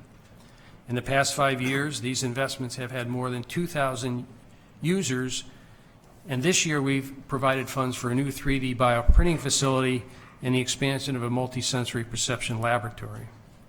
The Minnesota Futures Grants Program nurtures extraordinary interdisciplinary research ideas using revenue from technology commercialization sources.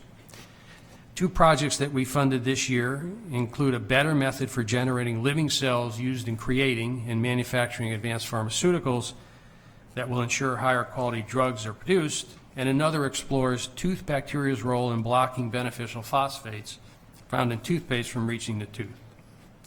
In addition to our work in technology commercialization, I'm proud of our Office of University Economic Development, which helps grow and diversify Minnesota's economy as articulated in our research strategic plan. UED helps external partners connect with resources, services, and expertise at the university and its system campuses and promotes internal collaboration. In 2015, UED had 3 primary focus areas. Provides a front door and more for potential collaborators to connect with university resources and capabilities, and helping university faculty and staff connect with external resources, for example, industry. They received and dispatched over 200 requests for connectivity support and have convened university faculty with local, national, and international business and economic development groups. UED also leads the corporate engagement work group of the University of Minnesota Foundation. This work group helped facilitate a master agreement with PepsiCo and sponsored research funding with St. Jude, Target Corporation, Boston Scientific, and others. And I was pleased to be part of UED's series of economic development meetings around the state. We held 9 Greater Minnesota community visits to discuss current community needs identified by local business and economic development leaders and explore possible areas of partnership with the university. Based on those visits, UED is now working with economic development agencies across the state and other higher ed institutions to see where we can begin to meet these needs, as well as deepen these conversations this year. Also, as outlined on our research strategic plan, promoting a culture of serendipity is central, we believe, to connecting researchers across departments, colleges, and disciplines, and with colleagues and communities outside of the university to think creatively and cultivate new ideas. The Convergence Colloquia is a series of day-long, multidisciplinary gatherings that explore emerging research opportunities and societal challenges. There are action-oriented think tanks that bring together University of Minnesota researchers with public, private, nonprofit stakeholders and facilitated, focused discussions. 4 colloquia on smart cities and infrastructure, aging, health equity, and renewable energy have been held in calendar year 2015, and 1 more on sustainable food systems is happening here today in McNamara. And Chair Johnson, I was asked by Commissioner Frederickson to thank you for allowing us to hold this Convergence Colloquium in a room named after you in this building. Thank you very much. Okay.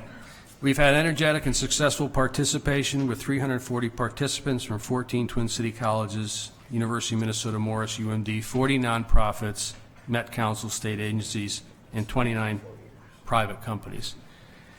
Already 29 proposals have been submitted for follow-on serendipity grants of up to $30,000 to kickstart ideas and new collaborations. And our serendipity work has also been attracted the interest of significant funders, and McKnight Foundation recently awarded us $150,000 for additional serendipity grant investments. So as we've seen, our research enterprise continues to grow and thrive despite flat federal support and increased competition. As a university, we will continue to diversify our research support.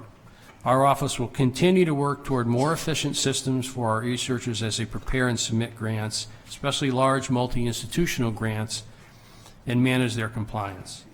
Our research statistics show the increasing importance of collaboration, public and private and multi-institutional partnerships, national and global connections. We need to find every opportunity to deepen and seed our culture of collaboration in the spirit of MnDrive and our serendipity work.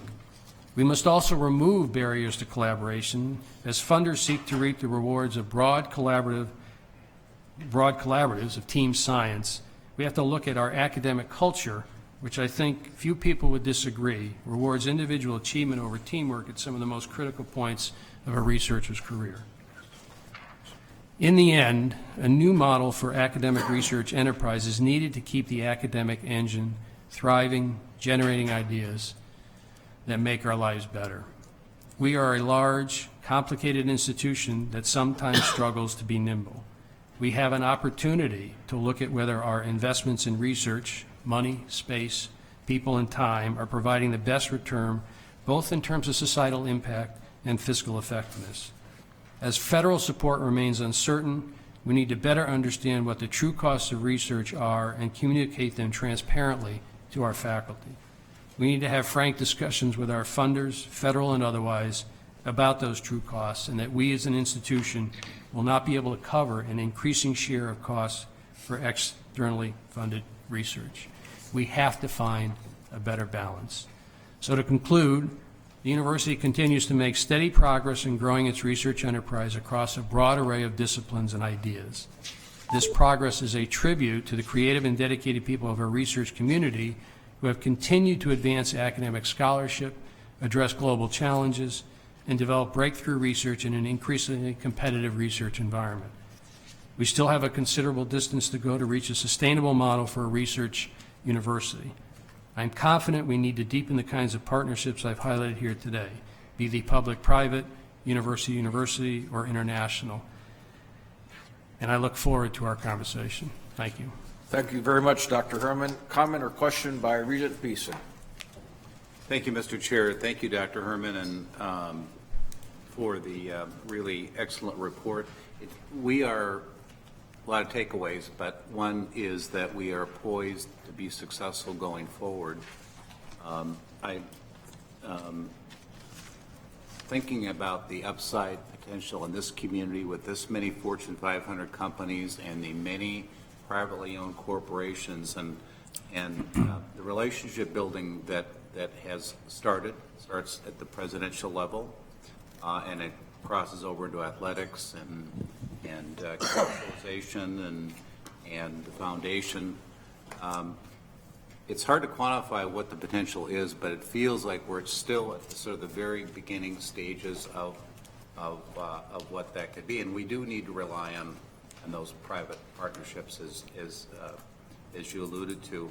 I think this board would be interested at some point in understanding how we manage those large relationships. I know multiple people own those relationships, but I would be interested to understand whether you all regularly meet to talk about, what we're doing with this corporation, or what we're doing with that corporation, or whether it's done on a more granular level, and just sort of the strategy behind it. I don't want to get into the weeds in terms of knowing every detail, but this is so important to our upside going forward. It still feels like with all the progress we've made that there's more growth there, that I think this board would be interested in understanding how you intend to move in this area going forward. President Kaler. I would, Dean Chair Johnson, Regent Beeson, I would defer to Vice President Herman for comments, and I will make some after he does. All right. Dr. Herman. So, Chair Johnson, Regent Beeson, let me say a couple things. I think there are ways that we do try to make sure we have effective communication with other units in the university that might own parts of these relationships. So we, as I mentioned in the notes, we have created a corporate engagement work group, which is a partnership between our office and the foundation that meets monthly, and they've developed strategies around both large corporations and as well as maybe some smaller, medium corporations of opportunity that we have not engaged with so far. And through that work group, and both Kathy Schmidlkoffer and I participate in those meetings, we talk quite a bit about where we want to go as an institution and how we want to enhance the long-term strategic corporate engagement that the university has, and using the Land O'Lakes as kind of a model. So that's one way that we certainly coordinate and communicate. I meet regularly with government relations, excuse me, and we have a lot of meetings with university relations to continue the dialogues about what our legislative priorities are, how does that relate to things that are going on maybe between public-private partnerships. The other thing I would say is that through our Office of University Economic Development, we've had quite a bit of an increase in interaction between our private corporate community, i.e. our industries, who are now coming to the university to access the university's talents, access university's infrastructure, And we spent a lot of time this past spring visiting Greater Minnesota to learn more about how they would like to engage with the university. And we've gotten some very positive feedback about the university's interest in engaging and very specific ideas about how we can be helpful, especially to the companies in those greater Minnesota areas. So my view is that, and of course I would be remiss if I said I didn't meet with President Kaler every 2 weeks as well, and hopefully continue to inform him about what we're doing.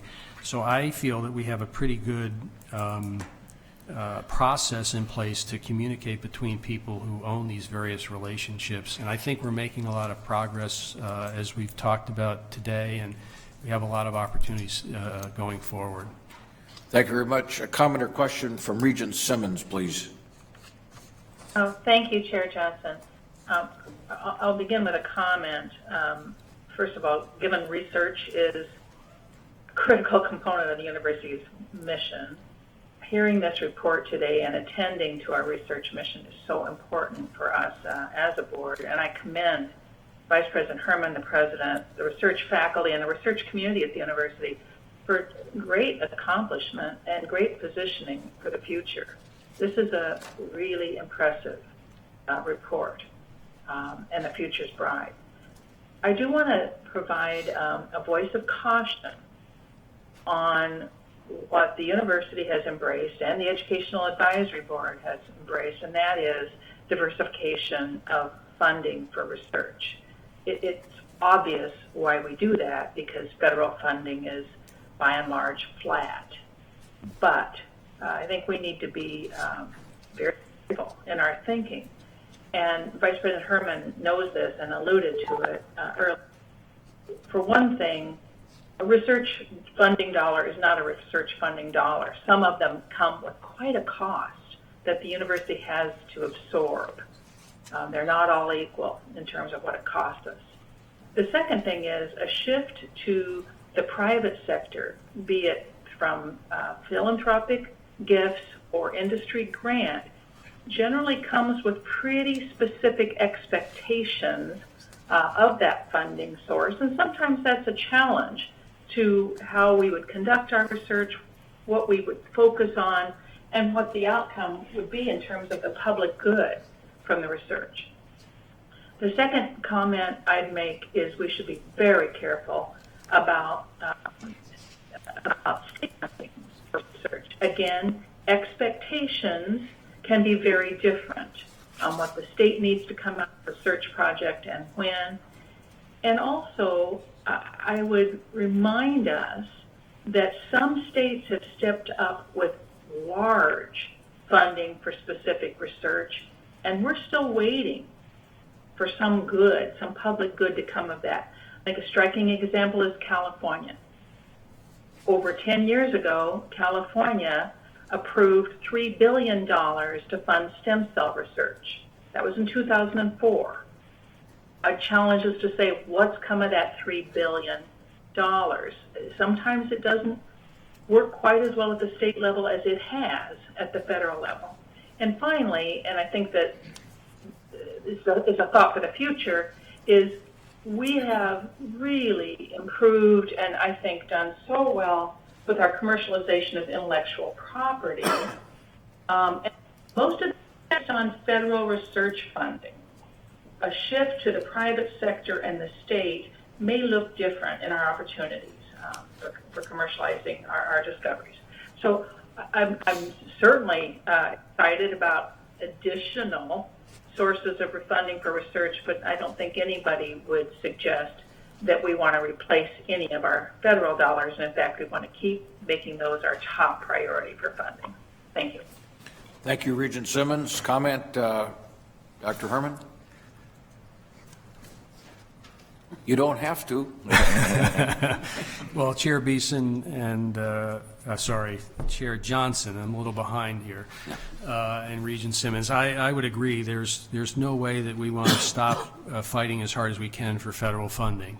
So I hope that the comments I've made today hasn't at all indicated that. I think that, especially with the new influx of dollars from the blue ribbon commission into the medical school, there's a real opportunity to hire some really outstanding faculty who should be highly competitive for that kind of funding. Having said that, I do think it is true that if you look at the federal funding, it is flat, and if you take into inflation, especially at NIH, we've lost almost 20% purchasing power since the high in 2003. So it is a reality that if we want to stay as a top 10 research institution, we will have to look for other resources to be able to continue to do the research and create the innovations. And I recognize and agree with Regent Simmons that all of those can come with specific issues that need to be dealt with and need to be thought through very carefully. But I still think that there are opportunities for other kinds of funding that can help the university continue to achieve its mission of contributing to societal good. Very good. Regent McMillan. Thank you, Chair Johnson. Vice President Herman, a complimentary note and then a question that relates back to the finance conversation yesterday, which you weren't part of, but I think you'll be able to shed some light on. The compliment picks up on what Regent Devine said earlier about the supplemental budget. And I just want to, again, I mentioned this in finance yesterday, but thank the President, you, and the rest of the senior team for connecting dots between greater Minnesota needs and the capabilities that this research engine that is our university can do. And in particular, I've been very pleased to see you utilizing applied science research at UMD and up at NRI and places like that, and matching it with the basic science research capabilities here. And it's very complimentary, and I really appreciate seeing that. So, and there's plenty of other examples around the rest of greater Minnesota, but the needs of the air and range right now are compelling, and you're matching, putting those resources together to hopefully deliver some things that will help. So thank you for that global look across our system's capabilities. Direct and indirect costs of research. We had very nice, very solid and comprehensive discussion yesterday that's part of a 3 or 4 year effort led in finance under Vice President Fitzenreiter that breaks down cost of mission and takes it apart in lots of different ways. You referenced the herd data a little bit ago, that's different. Here's my question, and I'm generalizing now. I think we had about $950 million of total cost of research identified yesterday. That doesn't match with everything today, and I'm not looking for it to match. But roughly a 2-to-1 ratio, 2/3 being direct and 1/3 being indirect. And here's my takeaway. That seems like a lot of indirect costs. So the question for you is, using your background in other research institutions here, you've been here a while now, should we be looking at it that way, that we can do better, that that's too high, is it on par with the norms around the country? Very high level takeaway from that cost of mission research, and then applying it to what you said today. Dr. Herman. Chair Johnson, Regent McMillan, I would say that the data that you heard yesterday in the Finance Committee and the data I presented today are not that far apart. Our institutional research spend, according to the way we calculate it, is about 29%. And if you do the math, I think from the presentation yesterday, it's a slightly less than that. So the difference is in the definition. So the herd survey has a much more restricted set of definitions. They don't ask how much money you're applying to a dean's salary or how much you're applying to utility. I mean, so there's just fundamental differences in how they ask you to report this data, but the ratio is still about the same, so that's the important point. I think the second statement I would make is if you look at where we are relative to our peers, we're probably on the high side right now of what we spend institutionally to support research compared to our peers. We're at 29%, I would say the national average, and our competitors in the CIC are probably somewhere around 23 to 25%. And as I tried to indicate, in my remarks, I think this is an area of opportunity for the university to look more carefully and to look more closely at how those dollars are being invested here, where they're being invested, and and especially, you know, what is the return on that investment, not just from a fiscal standpoint, but in terms of how impactful is the research that goes on that is supported by those dollars. I also think it's important, and I think the board, as I understand it, has plans to do it, or at least the Finance Committee may have plans to do it, to look more deeply into the categories that are included in the different cost pools of the university. So, for example, in the research cost pool, if you look at those, the various categories, our office is, I think, somewhere around 62 to 65% of the total cost of the research cost pool right now, but there's things for utilities, for leases, for other things that are outside technically of our office's activities that are part of that. So that only goes to say I think there's an important and real opportunity to learn more about this, to learn more about how we are investing these dollars and what the return of investment is on those dollars, and are we making the best use of those funds. Thank you. Thank you very much. Regent Devine. Thank you, Chairman Johnson. Again, Brian, just to reiterate, thank you very much for a very, very thorough, comprehensive report. A couple things, I guess a couple quick comments and then a question. Page 20, which touched on the issues of our, technology commercialization efforts. I think it's again noteworthy to point out the number at the bottom there, the 16 new business enterprises initiatives that have happened there that are revenue generating. I think is again a very, very key delivery that we often don't get, I don't think, the attention called to that we probably are deserving on. And I want to just make note of that and certainly appreciate all the efforts that has come about there. And I might also note anecdotally, the last several months the litigation committee has met and we worked on a settlement agreement on some things that are related to the protection of our intellectual property that's being developed here at the University of Minnesota. So on the other side of this, the fact that we're aggressively not only working and developing but protecting those issues as it relates to the work that's done here, I think is really noteworthy. And again, not much attention is called to that, but I do want to recognize that. Your return on investment slides are very important. That should be part of our legislative story as we tell our story this upcoming session, because those are important things for people to see, because again, those aren't altogether transparent from the standpoint of understanding the work, the research mission of what we're doing here, which makes us different than all the other schools here in Minnesota. Slide 25, which got into the MnDrive components, I think is also, we've maybe seen other report cards, but here it is in a very succinct way. This should be a slide again in our legislative story, talking about what happens when we collaborate. And I might also note when the collaboration of both the Board of Regents in setting visions and goals, the execution by the President in terms of what's happened with MnDrive. Here we are, 4 years or 4.5 years later. 2 years. 2 years. I want to make sure 2 years. 2 years. Yeah. 2 years from the point of this, but I'm looking back at the start of when President Kaler came in. The formation of the MnDrive program was talked about within the board. Here are the concrete results of collaboration between all of us to really make it a very successful outcome. So finally, my question really goes to this.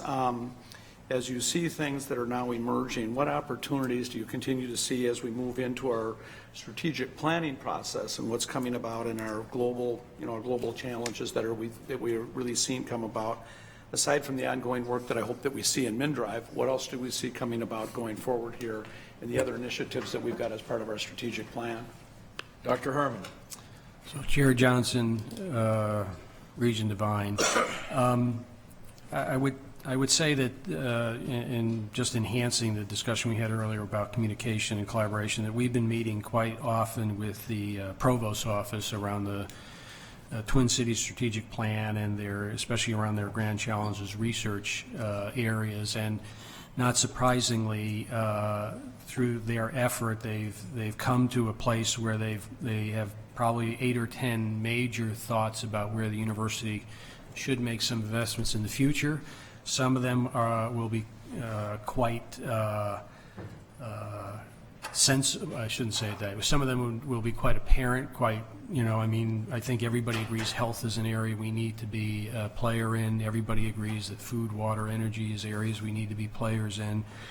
I think that There's some other areas in terms of sustainable cities and sustainable communities, socially just societies, and some other areas where I think there's actually quite a good alignment and quite good agreement amongst the Provost's office and our office in terms of where our future areas of emphasis should be institutionally. And I don't want to say much more because I'm sure that the Provost will be reporting on that at some point to the board in a much more comprehensive and complete fashion.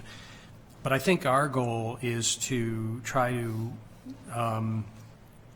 create environments where our faculty who can come together in these areas and collaborate more capably and more successfully, not only internally, but with either our national or global collaborators. What's remarkable to us is that we have a community here that is very collaborative, and the collaboration occurs to a greater extent with other universities in other countries than it does locally within the university.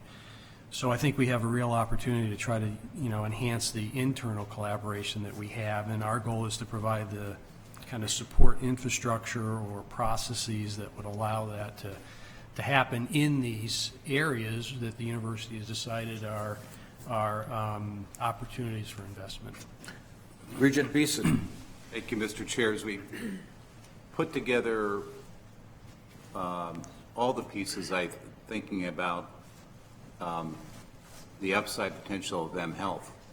Dr. Jackson's hiring a greater percentage of research-based doctors, and we're at the cusp of a relationship through mHealth that will provide a really potential of a massive clinical platform. And so we know our medical school is ranked about 30th in the country, and that metric is almost entirely about research production in that school. We also know that as a university as a whole, we're top 10 ranked, so it feels like that may be one of the single biggest opportunities for us to advance the research mission of the university. Thank you, Regent Beeson. Regent Anderson, please. Thank you, Chair Johnson. I'll be very brief here, Vice President Herman. Couldn't help but hear the music to my ears, and when I saw the slide and heard you say you've been out to Greater Minnesota and connecting, because if there's one thing I've found in my short time here is that the University of Minnesota has the resources to really make a difference for the companies in Greater Minnesota. Those resources are, whether it's your brain power, the financing, or many times just the connections, knowing where these entrepreneurs can go, can make a huge difference. So I'm very excited to hear that. One question. I've heard about the Center for Research Polymers. I'm excited about it.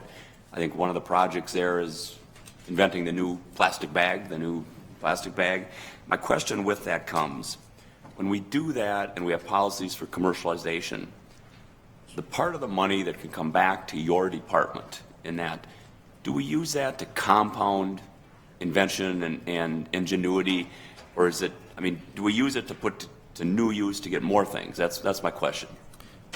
Dr. Herman. Chair Johnson, Regent Anderson. So the answer is yes. So for example, I talked about our Discovery Capital program. It's a new investment program here, which is a matched investment between the university and external accredited investors to support new startup companies that come out of the university. The money that the university gets to invest in that comes directly from the returns from other companies that have already commercialized things and been successful. We provide about $20 million a year in a variety of different venues and a variety of different programs to invest in supporting research infrastructure and capabilities of our faculty and students, and that is one of the areas where we provide that, and those are the resources that are available to do that. Thank you. I just think it'd be good judgment to compound that money we make to try to make more. So thank you. Ends my questions. Thank you, Regent Anderson. Regent Hsu. Thank you, Chair Johnson. Vice President Herman, congratulations on a great year, a great report. And I have to say, it's the prettiest report. But I have three questions. On page 8, slide 8, I think.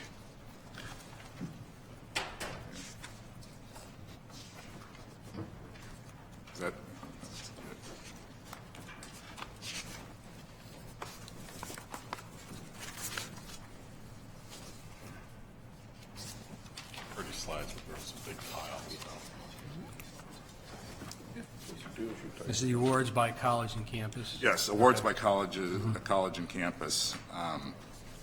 Yeah, I see a lot of green up arrows there, but there are 3 down arrows, and I was just wondering if you could comment on, should we be concerned about the areas where we went down? Dr. Herman. Chair Johnson, Regent Hsu. So I think a couple things to keep in mind. These are one-year data, and there's always some fluctuation in who gets what money when. It's some is a timing issue in terms of when the grant comes in. So, for example, in public health, one of the faculty there, Jim Neaton, has a $30 million grant that was delayed from when it was supposed to come in. So the large percentage of the decrease in public health is just a timing issue. Next year you'll see them go way up because of the grant. I talked about the College of Veterinary Medicine. You see that 64% increase there. That's largely because of the project of John Dean that I talked about, which is this USAID. He got a $30 million start on the $15 million investment. That hit, the books all in 1 year. So I think that some of this is just timing. Some of it is who gets the money in which year and which project. The area that I think we have the biggest opportunity in, going back to Regent Simmons' comments, is in NIH. The new 2-year budget reconciliation has about $1.5 billion plus up for NIH in it, if they can ever get it signed. And again, as I said, and as Regent Beeson has indicated, I think with the increased hiring that's being done in the medical school, there's a real opportunity to grow that. And NIH is one of the few agencies that are actually going to get an increase, a significant increase like that. So I'm less concerned about the arrows going up or down. We can explain why it's happened, and a lot of it doesn't have to do with the overall productivity. It has to do mainly with timing.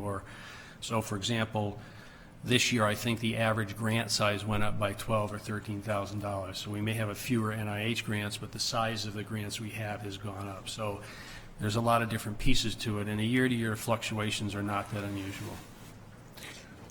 Regent Hsu. Thank you, Mr. Chair. Vice President Herman, if we could go to slide 13, please.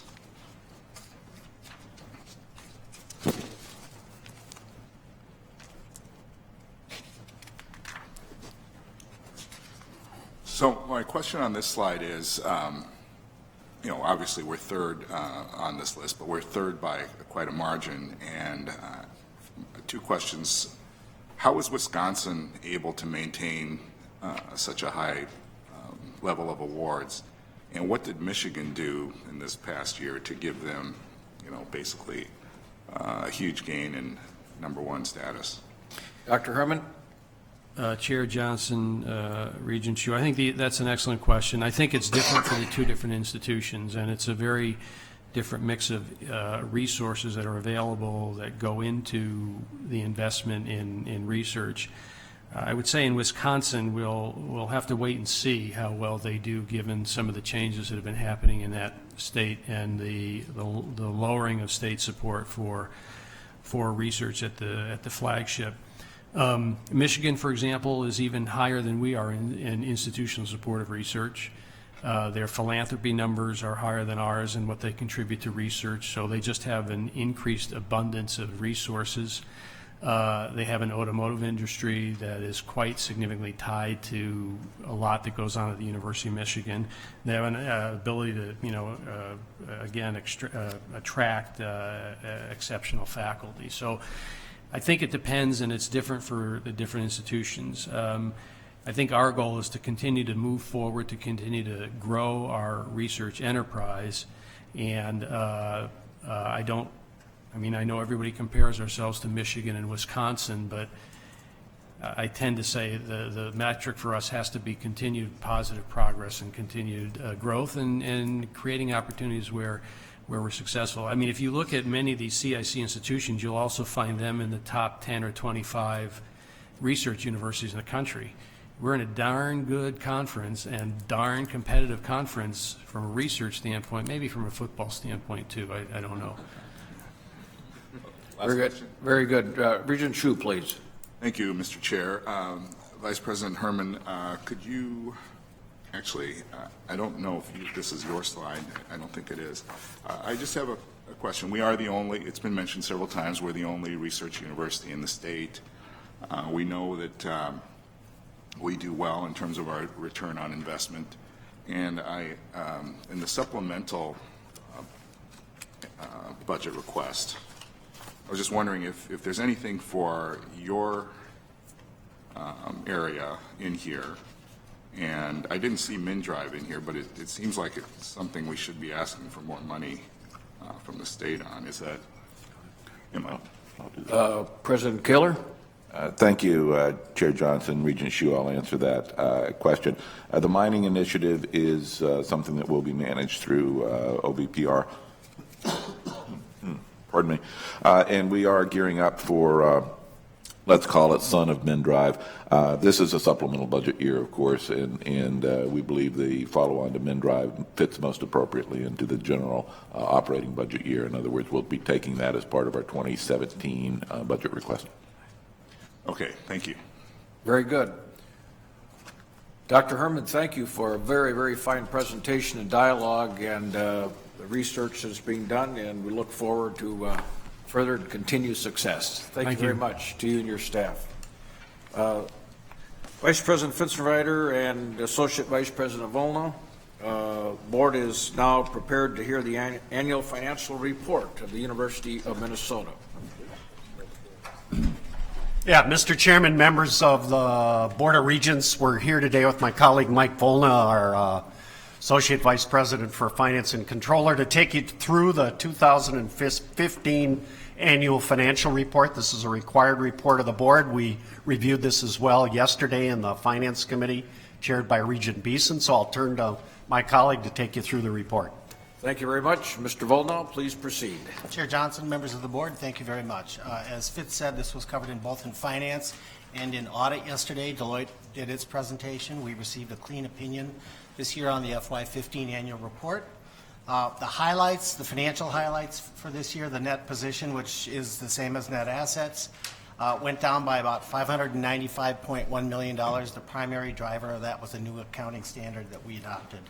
The university has this thing called a net operating loss that is a function of the way that GASB requires us to report our revenues and expenses. We did see a decrease in that, which is a positive impact. Non-operating revenues for the university, which are things other than the types of revenues that fund our general operations, decreased by $126.9 million. We had a positive cash flow for the year, $21.8 million of increase in cash. That was down slightly from the prior year. And as I said, we adopted a new accounting standard that had a very significant impact on our reports and our performance as reported there. This is a summary of our statement of net position. Total assets of $5.9 billion this year was up about $200 million from the prior year. You can see the split between current and non-current assets. Total liabilities of $2.3, almost $2.4 billion, up quite a bit from the prior year, and the biggest driver of that, as I said, was this new accounting standard that we adopted. In terms of a quick overview of the assets of the institution, our total assets, as I said, went up about $210 million. There are three big categories of that I'll talk briefly about. Cash and equivalents, $23 million increase in our cash and cash equivalents. Primarily relates to some of the cash that was unspent related to bonds that we issue for construction activities. Our investment portfolio showed an increase, or investments showed an increase of $151 million. That's related to both the market going up and the way we are now investing some of our tip cash in the portfolio. The third big chunk is the capital assets, buildings, equipment, so forth, and that increased by $57 million. Just reflects the spending that we're doing on construction, on new buildings, and assets related to supporting the institution.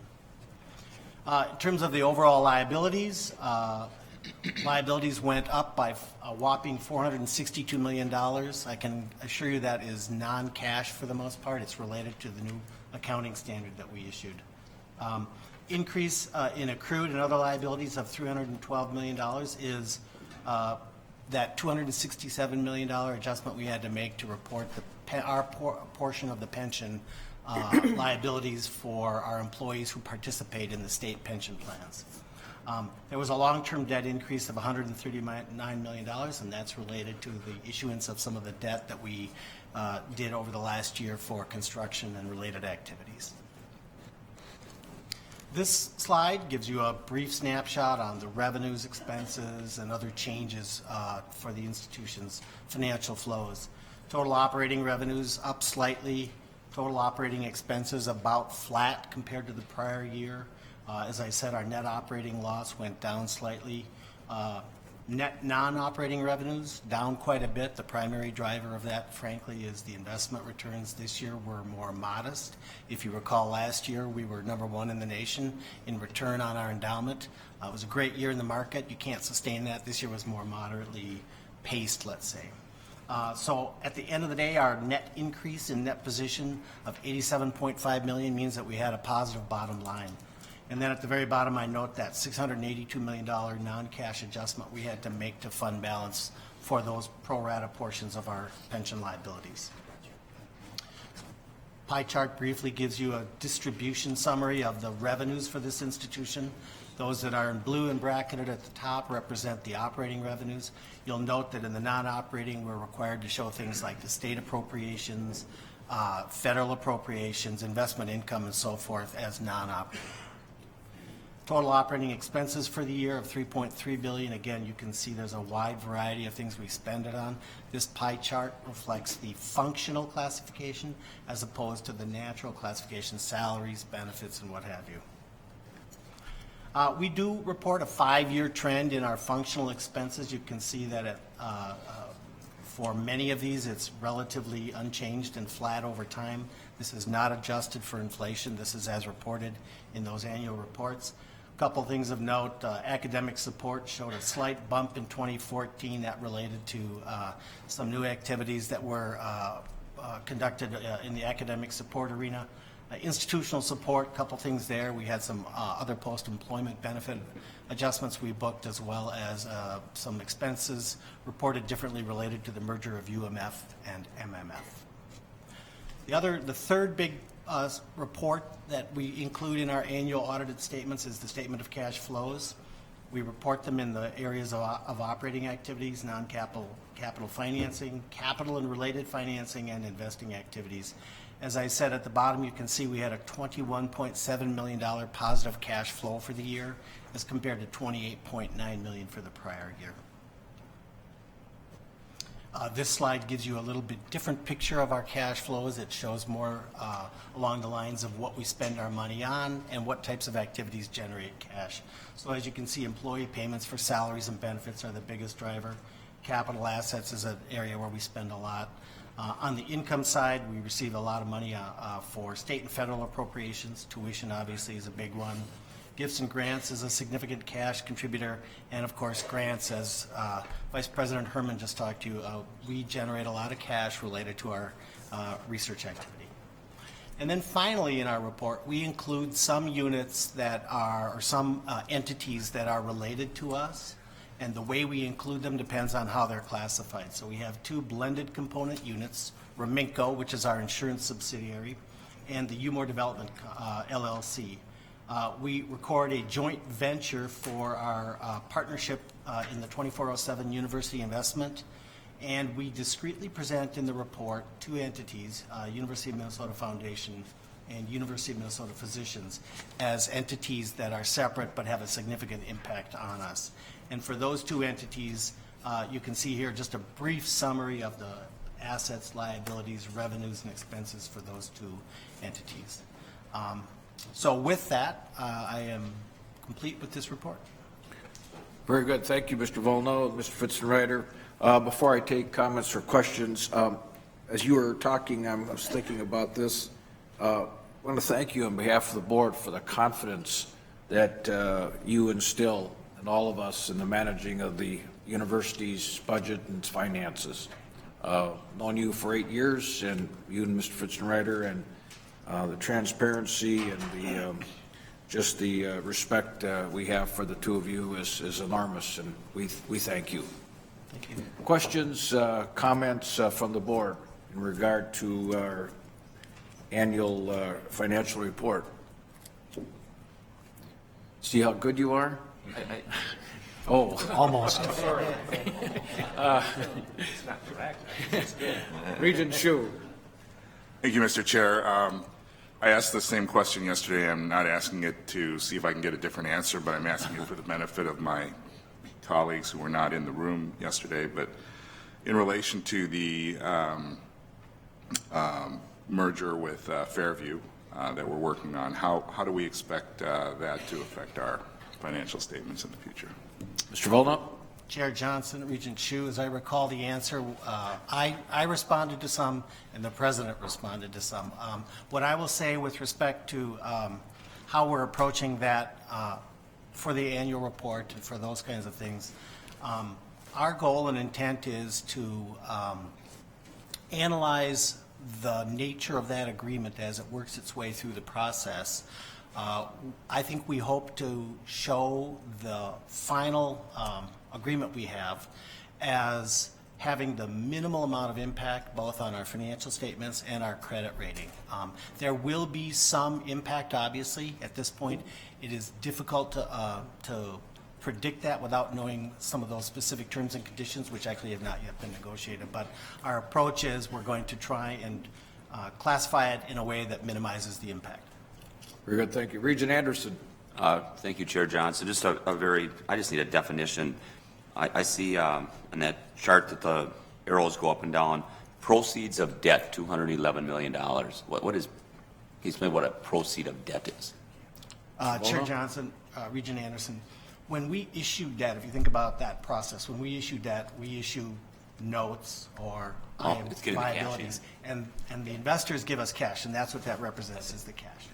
Thank you. Yep. Further comments, questions? Mr. Volna, Mr. Fitzschneider. If not, thank you very, very much for your presentation. We now invite to the table Kathy Schmidlkoffer and Becky Melkerson to give us the report of the private giving and philanthropy for the University of Minnesota.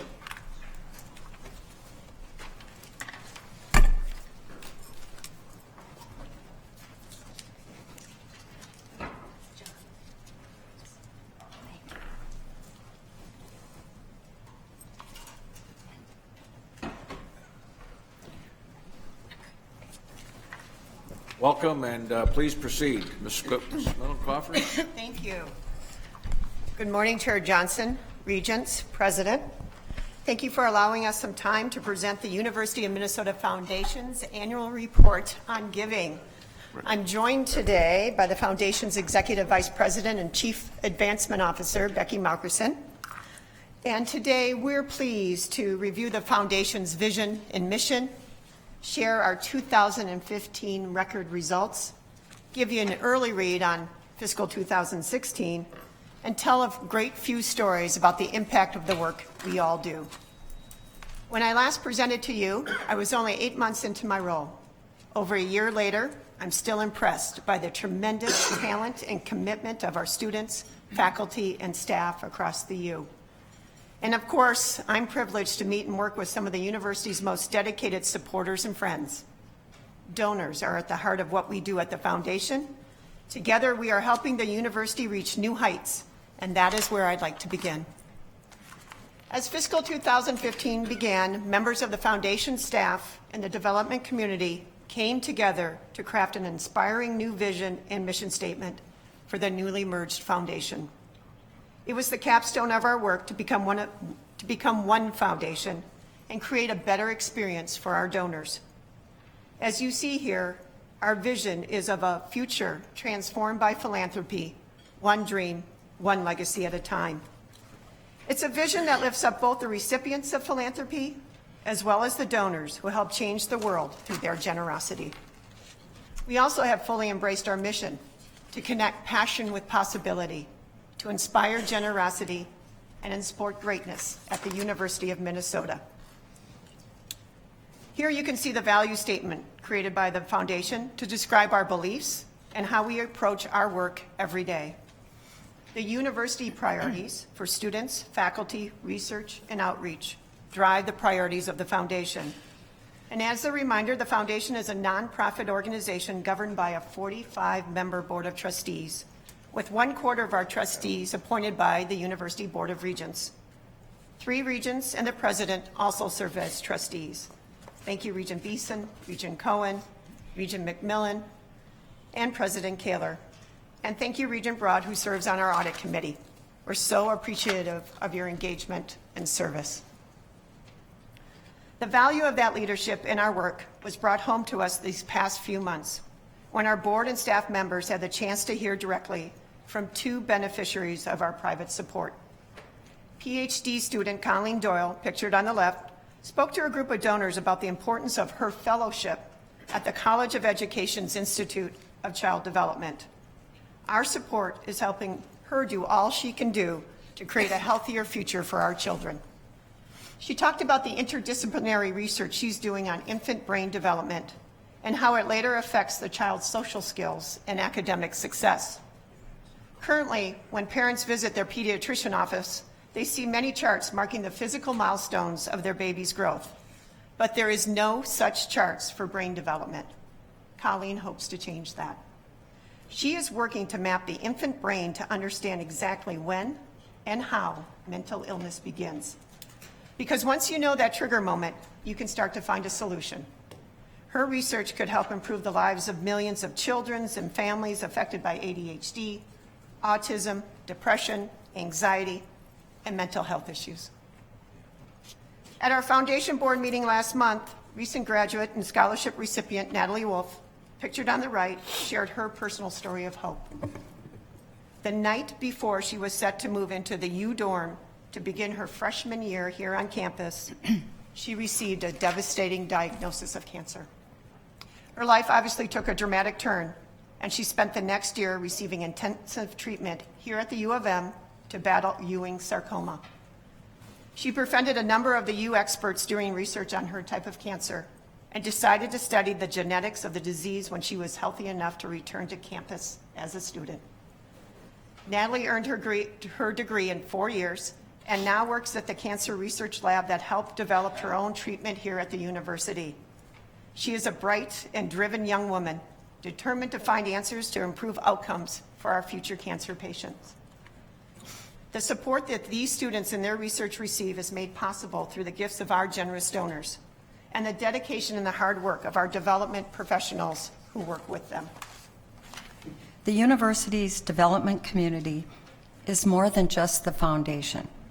We work collaboratively across the university system with development colleagues representing our campuses in the Twin Cities, Duluth, Morris, Crookston, and Rochester, as well as all 16 undergraduate and graduate academic units and our non-degree granting programs on the Twin Cities campus.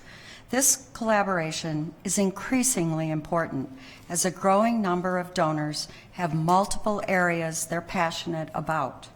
Just as we say in our mission statement, our development professionals help connect donors' passions with the depth and breadth of possibilities and expertise across the university and across the state.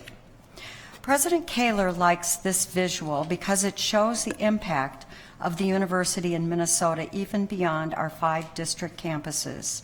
Our development community is privileged to work with donors in all corners of the state and many who make their homes in other states and across the globe. Before we present the final results for 2015, we'd like to share a few of the compelling stories that put a face on the great fundraising numbers of this past year. Scholarship recipient Barflon Tito's passion for journalism began in preschool when he watched the Today Show with his mother every morning. He's now a U of M senior majoring in journalism and sports management, keeping his fellow students informed both behind and in front of the camera as part of Gopher TV. Barflon carries the water bottle his deceased brother had used in football practice as a reminder of his goal to bring a voice to the voiceless, something he hopes to do through a career in broadcast journalism. He shares his enthusiasm for the U with prospective students as a part of his work as an assistant admissions counselor. Generous donors contributed to a scholarship that allows Barflon to work fewer hours and make the most of his time on campus. Thanks to his scholarship support, he has participated in student government and as a peer mentor at the U's Huntley House, a living learning community for African American males. Barflon has reached a lot of students in his 4 years on campus and was nominated for Homecoming King this past fall. Inspired by his brother's memory, he told us, "My brother laid a foundation for being remembered in a positive way. I want to leave a legacy here. I want to feel like I've had a positive impact on my school." Dr. Michael Brooks, a dentist at North Point Health and Wellness Center, grew up in a Florida community where most people didn't have access to good health care or dental care. Later, as a college student in the Twin Cities, he became aware of the U's School of Dentistry and its emphasis on serving the underrepresented. Michael learned that oral health is strongly linked to overall wellness. When he applied to the School of Dentistry, Michael received the Holland Jensen Scholarship, which allowed him the time to become active in the school's outreach programs. The Holland Jensen Scholarship Fund was created by a group of dental school alumni in honor of two longtime faculty members and leaders at the university, Dr. Mellor Holland and Dr. James Jensen. Today, Dr. Brooks volunteers with his alma mater's Building Bridges program, mentoring the next generation of dentists in areas where many kids don't even consider college. He delights in teaching younger students and showing them that a professional career, perhaps even in dentistry, is within their reach. Dr. Brooks is giving back to help others tap their own potential, no matter where they live. While building on its unique location and strength as a leader in sustainability and environmental preservation, the University of Minnesota Morris received a significant new gift this year. A generous donation of real estate from alumnus Eric Torgerson and his wife Rima will become a new outdoor research venue for the university's students and faculty. The 140 acres are graced with ponds and prairie grasses, forest and farmland that will provide space for exploration and discovery in subjects ranging from ecology to creative writing. In making the gift, Eric emphasized the value of land like this, saying, "One can't learn it all from a book. Students need to get out there and experience it for themselves. It will change their relationship with nature." Damir Yuzan was born in the former Yugoslavia during a brutal civil war that disrupted the lives of millions. He was 3 years old when his mother woke him in the middle of the night and told him to pack a few things. That moment marked the beginning of ongoing disruption and change in his life. His family fled to Germany, and after 10 years, he and his parents received political asylum in the United States. Today, Damir is a highly respected PhD student in the Department of Family Social Science and an intern at the University of Minnesota Physicians. He's the recipient of the Waller Achievement Award for Family Social Science. The Waller Award was established in 1982 with a generous gift from a 1926 graduate of the College of Liberal Arts. Damir is also the first ever recipient of a new fellowship established by a generous donor who wished to remain anonymous. The donor is a former Honeywell engineer who pursued a second career in the ministry, serving those most impoverished, both materially and in spirit. With the help of these generous donors, Damir is able to do research focused on the impact of war on families and children. It's given him the chance to meet and help refugee families from all over the world. Damir has firsthand experience with navigating the complexities of asylum. Through his work at the university, Damir aims to help families who have experienced unimaginable loss, regain stability, and for the first time in years, find hope. That leads us to the primary reason we are so pleased to present our annual report today. Giving to the University of Minnesota soared to new heights in fiscal 2015. Donors committed a record-breaking $351 million to the university last year, surpassing the previous high mark by $62 million. The outstanding results of $351 million included gifts of $100 million or more from 63 different donors, and 9 donors who made gifts of at least $5 million. And 2 organizations with deep roots in the state of Minnesota, Land O'Lakes and Minnesota Masonic Charities, made gifts of $25 million each. This chart shows how donors chose to direct their gifts and commitments to the university this past year. Most gifts come in with specific designations, such as a $65 million for capital improvements and $61 million for student support. Another $32 million was directed to research and outreach, while $20 million was designated to support faculty. The largest category is called academic program support, which includes gifts and pledges for multiple purposes, support for campus programs, and undesignated planned gifts that will be realized in future years. It's important to note that in 2015, almost 30% of gifts were received as future estate commitments and deferred gifts. These are gift dollars that will flow to the university in the future to help students and support faculty and research in the years to come. All told, over 78,000 donors, 57% who were alumni, contributed to our record-breaking total last year. Think of that. Nearly 80,000 people chose to support the U this past year. Also setting a new milestone in 2015, we were able to provide a record amount of disbursements to the university.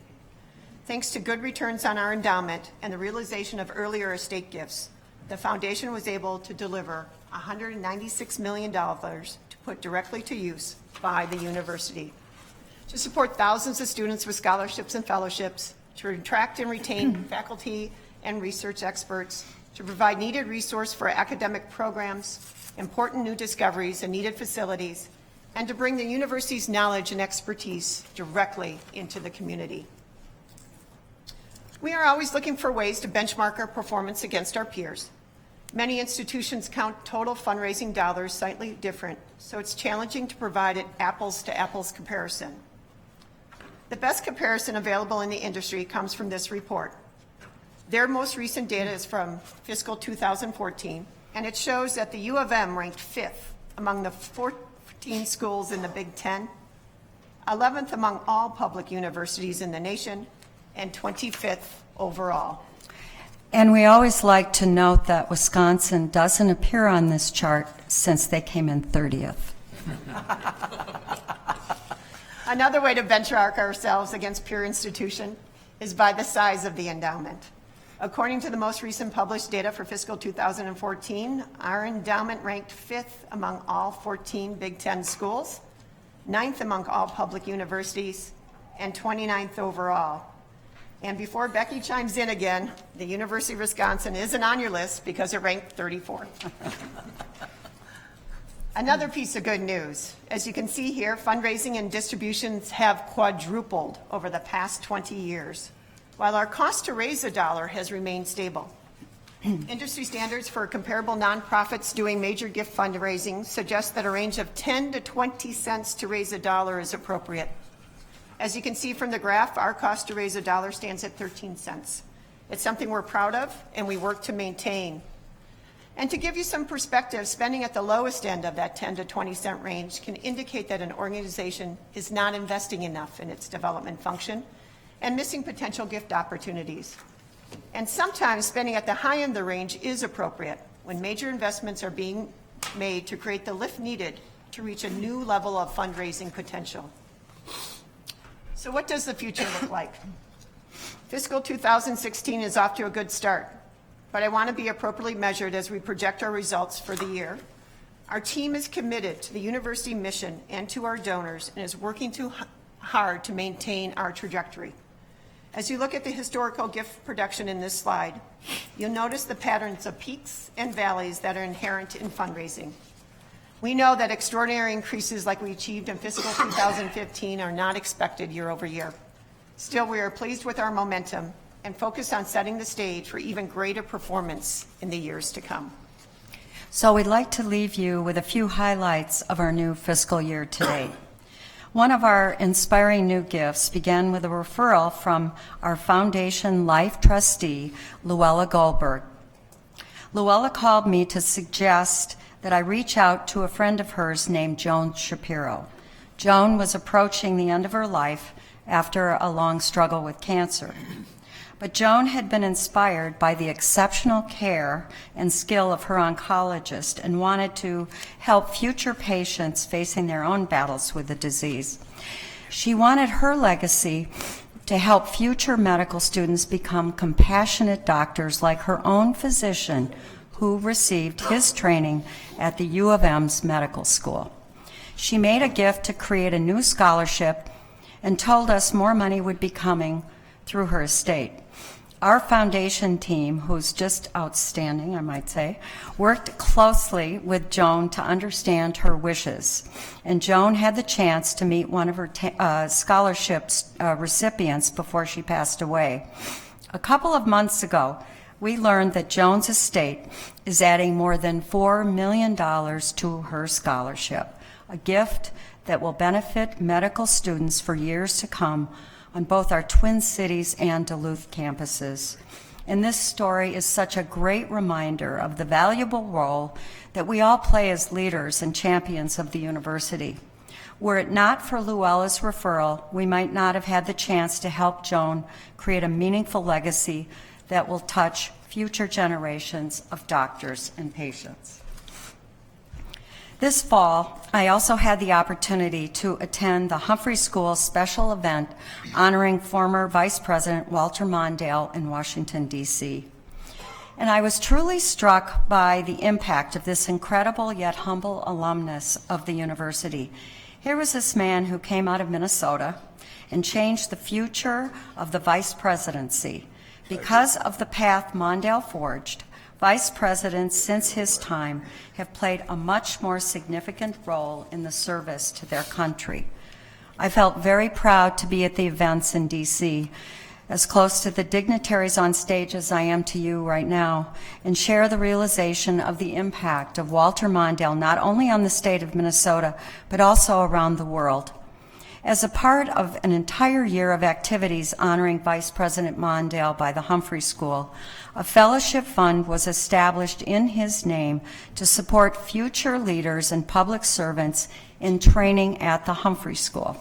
Nearly $2 million has been raised to date, including a very generous gift from Mondale himself.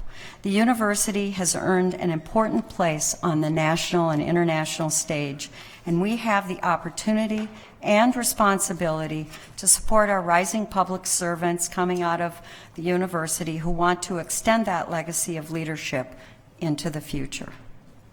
So as we close the chapter on our record-breaking year, I'd like to acknowledge the value of your partnership. On behalf of the Foundation and the entire university development community, thank you for all that you do and your tremendous engagement with the university. I'd like to especially thank President Kaler and his wife Karen for the time they dedicate to meeting with donors and prospects. They have done an outstanding job representing the university as they travel the state, the country, and even the world on our behalf. We look forward to our continued partnership with all of you in supporting the greatness of the University of Minnesota. Thank you. Thank you very much, Ms. Middlecofer and Ms. Melkerson. Let us, as a board, add our first thanks to President Kaler and your wife Karen for the many miles and hours that you represent us in meeting with donors, potential donors, and it's noticed, much appreciated.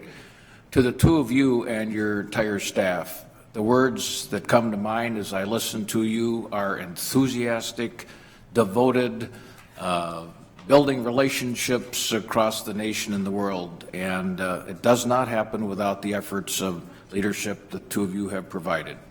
So on behalf of all of us, we're indeed grateful for making this a much better university because of your efforts. With that, comments or questions? Regent Lucas. Thank you, Chair. I think I was on the foundation board at the time when you stated or showed us that you raised $58 million, and the growth in this is just outstanding.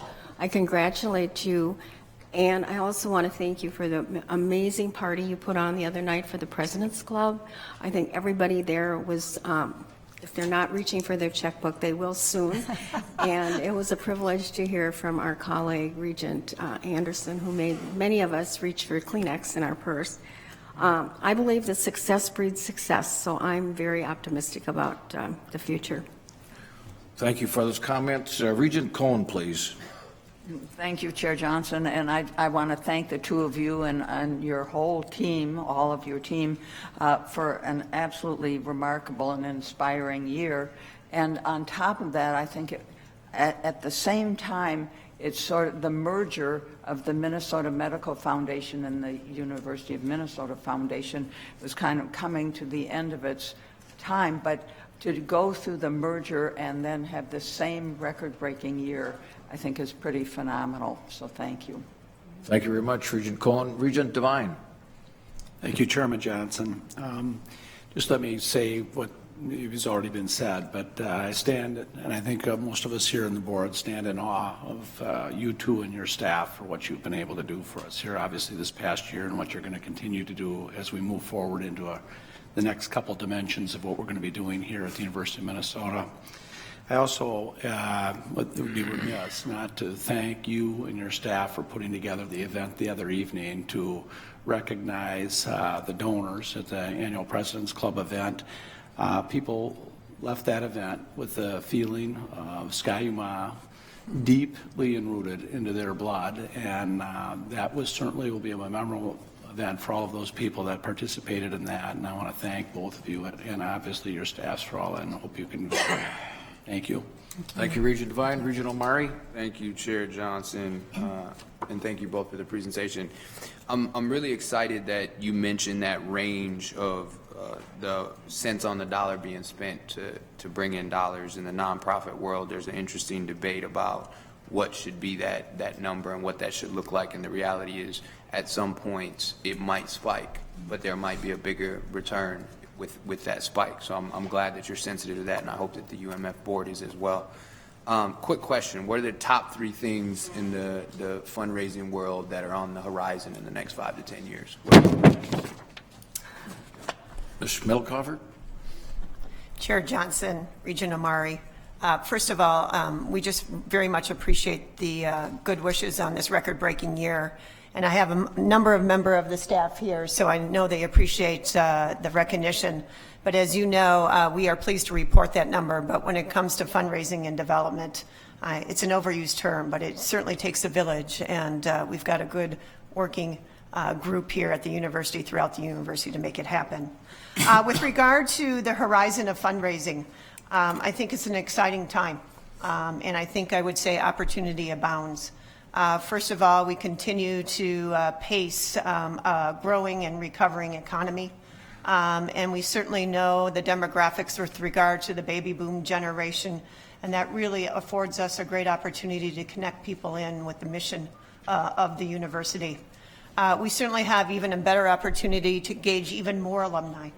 The fact of the matter is, when we look at our entire alumni base of over 500,000 alumni, we're in that 10 to 12% range, which is about average in terms of overall alumni giving, and that represents an opportunity. I think we also have another opportunity to continue to invest regionally and internationally to understand where all the connections are back into the University of Minnesota here. So it's an exciting time in fundraising at this point. Thank you. Very good, thank you. Regent McMillan, please. Thank you, Chair Johnson. Regent Omari got at the issue I was going to raise, but I'll just add a little for future focus. The cost to raise a dollar, I think, is we all like metrics and we like dashboards, and I'm not looking for anything on a dashboard, but a sense of how we stack up against those other, world-class players on your list of 25 would be helpful, if not today, sometime in the future. Chair Johnson, Regent McMillan. I'm happy to answer that question in more than just anecdotes. The issue we do have as peer institution is what is development across all of our peer institutions, and so getting to that apples to apples comparison. We do work with a number of agencies that help us try to get to an apples to apples comparison. So relatively speaking, we under-index our peer institutions at public universities. Our all-in cost to raise a dollar, as we're talking about, can be anywhere in that 12 to 14 cents. We typically see in the public world, in the public universities, anywhere from 14 to 16 cents. So we know we under-index that. Now, on any given year, depending the kind of investments you are making to bringing even more philanthropy, as we talked about, you can see that spike. But how the math works is as you bring in more fundraising, obviously it absorbs more of that overhead, and you get back down to a level of that cost to raise a dollar that feels better in balance for the university. Thank you, Regent Rocha. Thank you, Mr. Chair. An observation building off of what Regent Lucas brought up. Back in the 60s, there was a member of this board, Regent Dan Gainey, had come from my hometown. He was the founder of Jostens company, if you're familiar with their rings and products. And it was when he was establishing his estate, he left nothing for the university on whose board he had served for decades, because he had the belief that it was the state's obligation to fund the publics. He left his resources to the University of St. Thomas. 25 years later, we, as an institution, started to realize that state funding would not be carrying the day, at least not in a way that kept the university accessible to the broadest number of Minnesotans. And at the time, there was a recognition. In fact, the foundation history, as you know, was somewhat akin to founding a Apple computer out of a garage. It was kind of an informal process, and next thing you know, we have this amazing operation. And I just want to say, from my perspective, this is really somewhat of a fulfillment of an expectation of growth, and one that at the time, 25 years ago, there wasn't necessarily an understanding just how much state support would be curtailed in relation to the university's needs and obligations. And so I am so pleased to see that not only are we meeting that expectation, but we're exceeding it in many ways, and certainly recognizing that going forward it's going to continue to be a dramatic need. And so in a modest population state of a pretty unique and I think exceptional character economically and intellectually, I think you're doing an amazing job, and it's as essential as anything that we have supporting the university. Thank you, Regent Rocha. Regent Beeson. Thank you, Mr. Chair. I'll certainly echo those comments and compliment the staff on the performance. Part of our job is to sort of see where alignment is beginning to occur. This is a pretty far-flung and decentralized operation, and once in a while we see one party talking to another and communicating. The more time I spend at the university, I can see and appreciate the relationship between the university and its affiliates, the Alumni Association. And it takes time, it takes communication, it takes a certain culture and time the president spends fundraising. Nobody really knows how much time he works on those relationships and on those calls, and that's through you and through our academic people. So I'm really pleased to see the alignment and the communication. We're poised here as we are research and elsewhere going forward. Poised is about going forward. The numbers are great, but we're really, really set to move ahead. Thank you, Regent Beeson. Regent Hsu. Thank you, Chair Johnson. Presenters, thank you for a great report. Very pretty, tied for first in terms of prettiest report. I didn't see it before, but I want to make sure that you knew that. I have two questions. One's kind of technical. How do we count pledges versus cash and other gifts of property in the numbers that you presented? And do we double count, if someone gives a pledge this year, do we count it this year and then we count it again in the future, or how do we do that? Mr. Elkoffer? Yep. Chair Johnson, Regent Hsu, great question. Accounting is very important. So there's two different numbers. So the numbers that we show you are our cash, pledges, and future commitments. And if a pledge comes in a given year, it is only counted in that given year. As cash is received, then that's a separate part of our balance sheet. So the numbers that you are seeing are the cash and the pledges and the future commitments pledged to this university. Regent Chu? Follow-up. So in the 351, there aren't any dollars that were counted in previous years as pledges. Is that correct? Yeah, yes, let me clarify that, Chair Johnson, Regent Chu. A great example is the Land O'Lakes gifts that we received last year for the $25 million. That will be only counted in 2015, even though we will see cash against that pledge in the future years. Okay, thank you. One more follow-up. Regent Chu. Thank you. Thank you, Chair Johnson. We have it's been talked about the 12 cents, 13 cents or whatever. It's roughly an 8-to-1 return on a dollar. So I think if, is Stuart Mason here? I don't think so.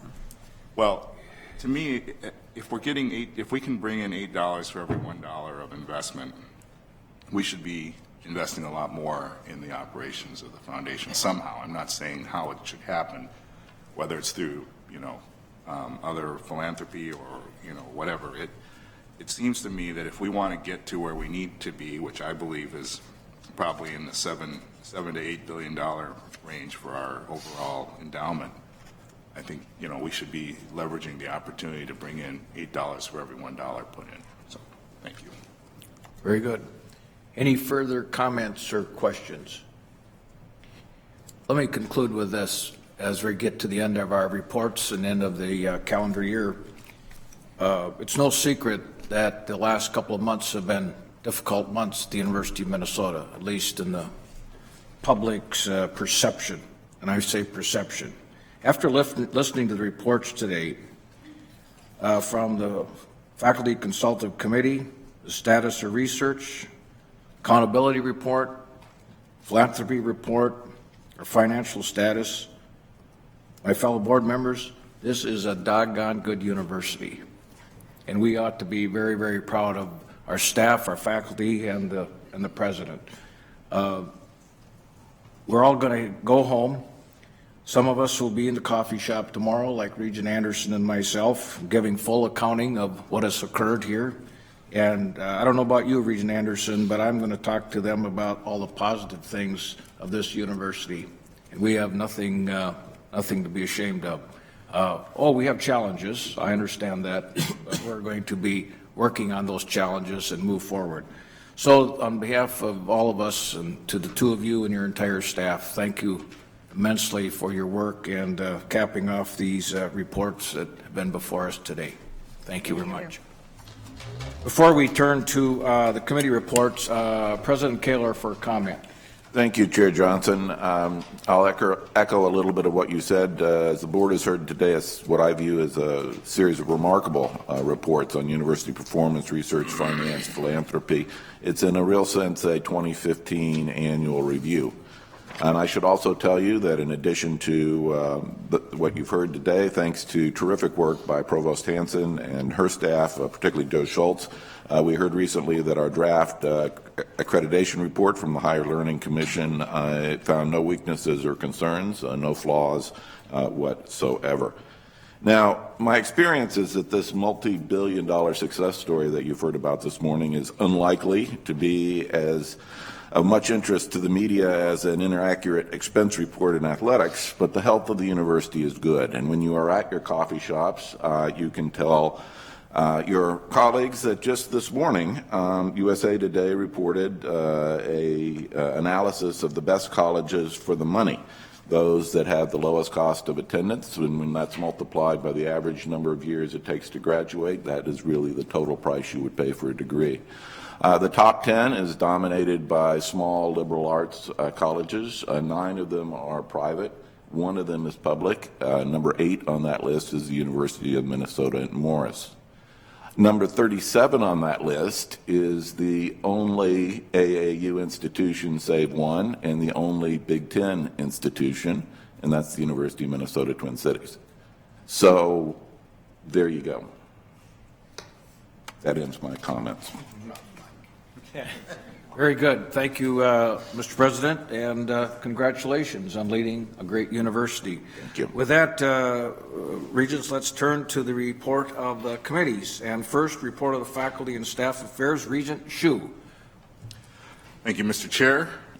We had one consent report item, or action item, and it was a consent report. The committee unanimously recommends the approval of the consent report, which includes the granting of faculty emeritus status to Dr. Charles Oberg, a retired term faculty member in the Division of Epidemiology and Community Health in the School of Public Health.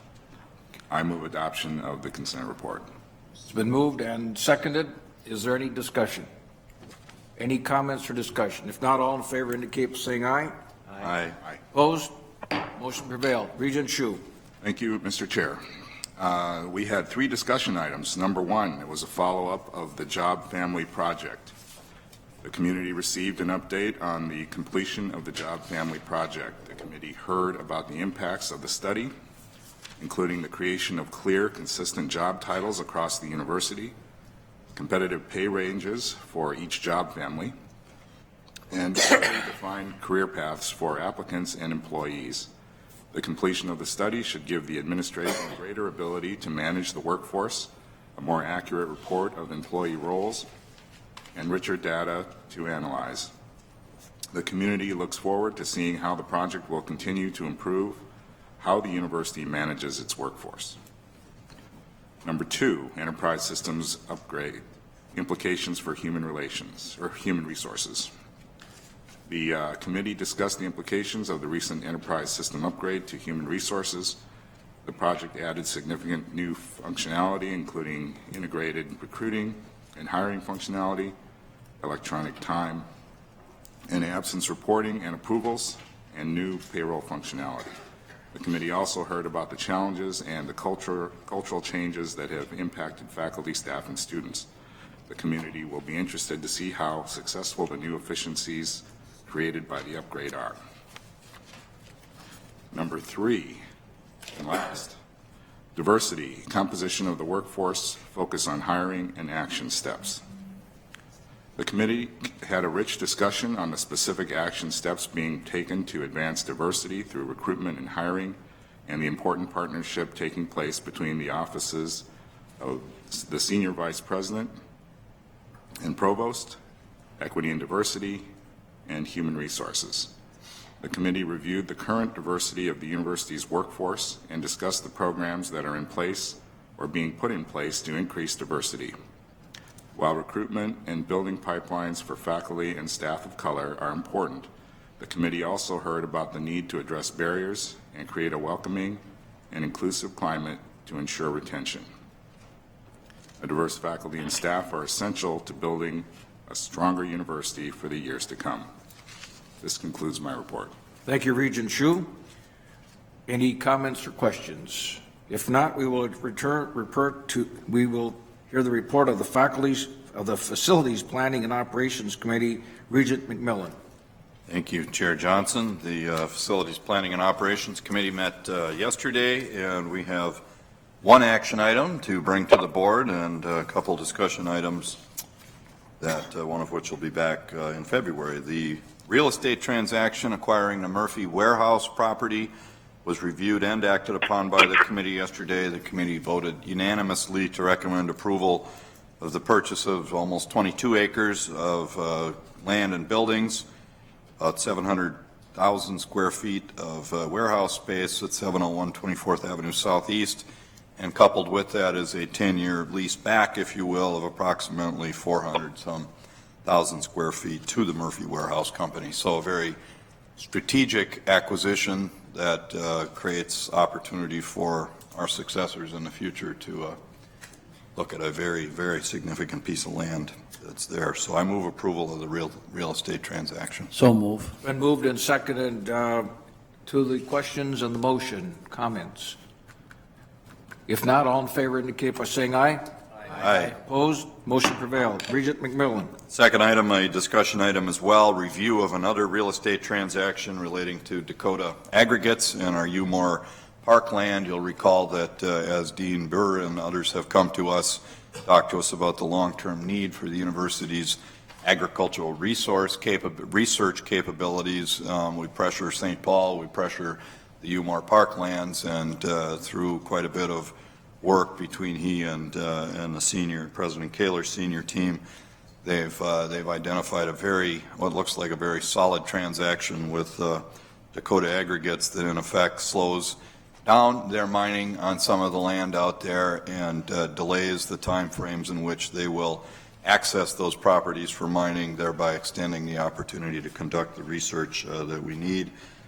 We've extended the length of the lease in return to Dakota and adjusted the royalty schedule. Looks like a win-win for everybody, and the committee was appreciative to the Dakota Aggregates Corporation for their willingness to work with us and accommodate research needs. That will be back in February for your action.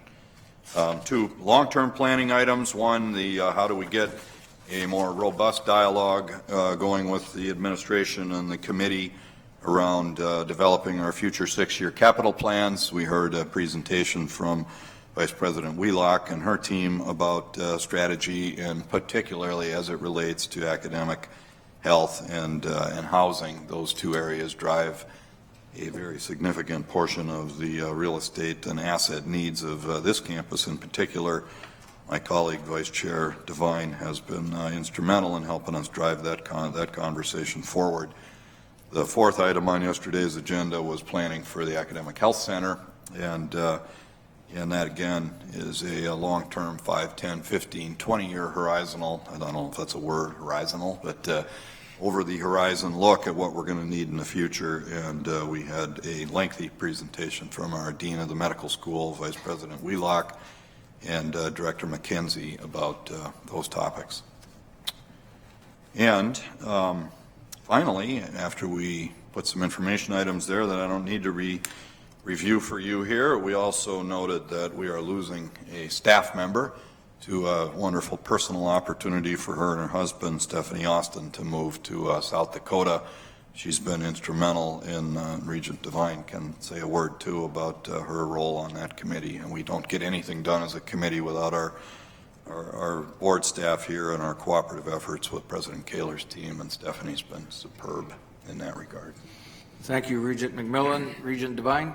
I would also like to comment on Stephanie leaving. She's had a wonderful career here. She's done a tremendous amount of work in sometimes a challenging environment, but she's done a terrific job on behalf of her, and I certainly wish her the very best. Thank you very much. Report of the Audit and Compliance Committee, Regent Lucas. Thank you, Chair Johnson. We had no action items, but we had quite a few discussion items. First, we received the report of the external auditor, Deloitte, and I am pleased to report that the university was given a clean audit.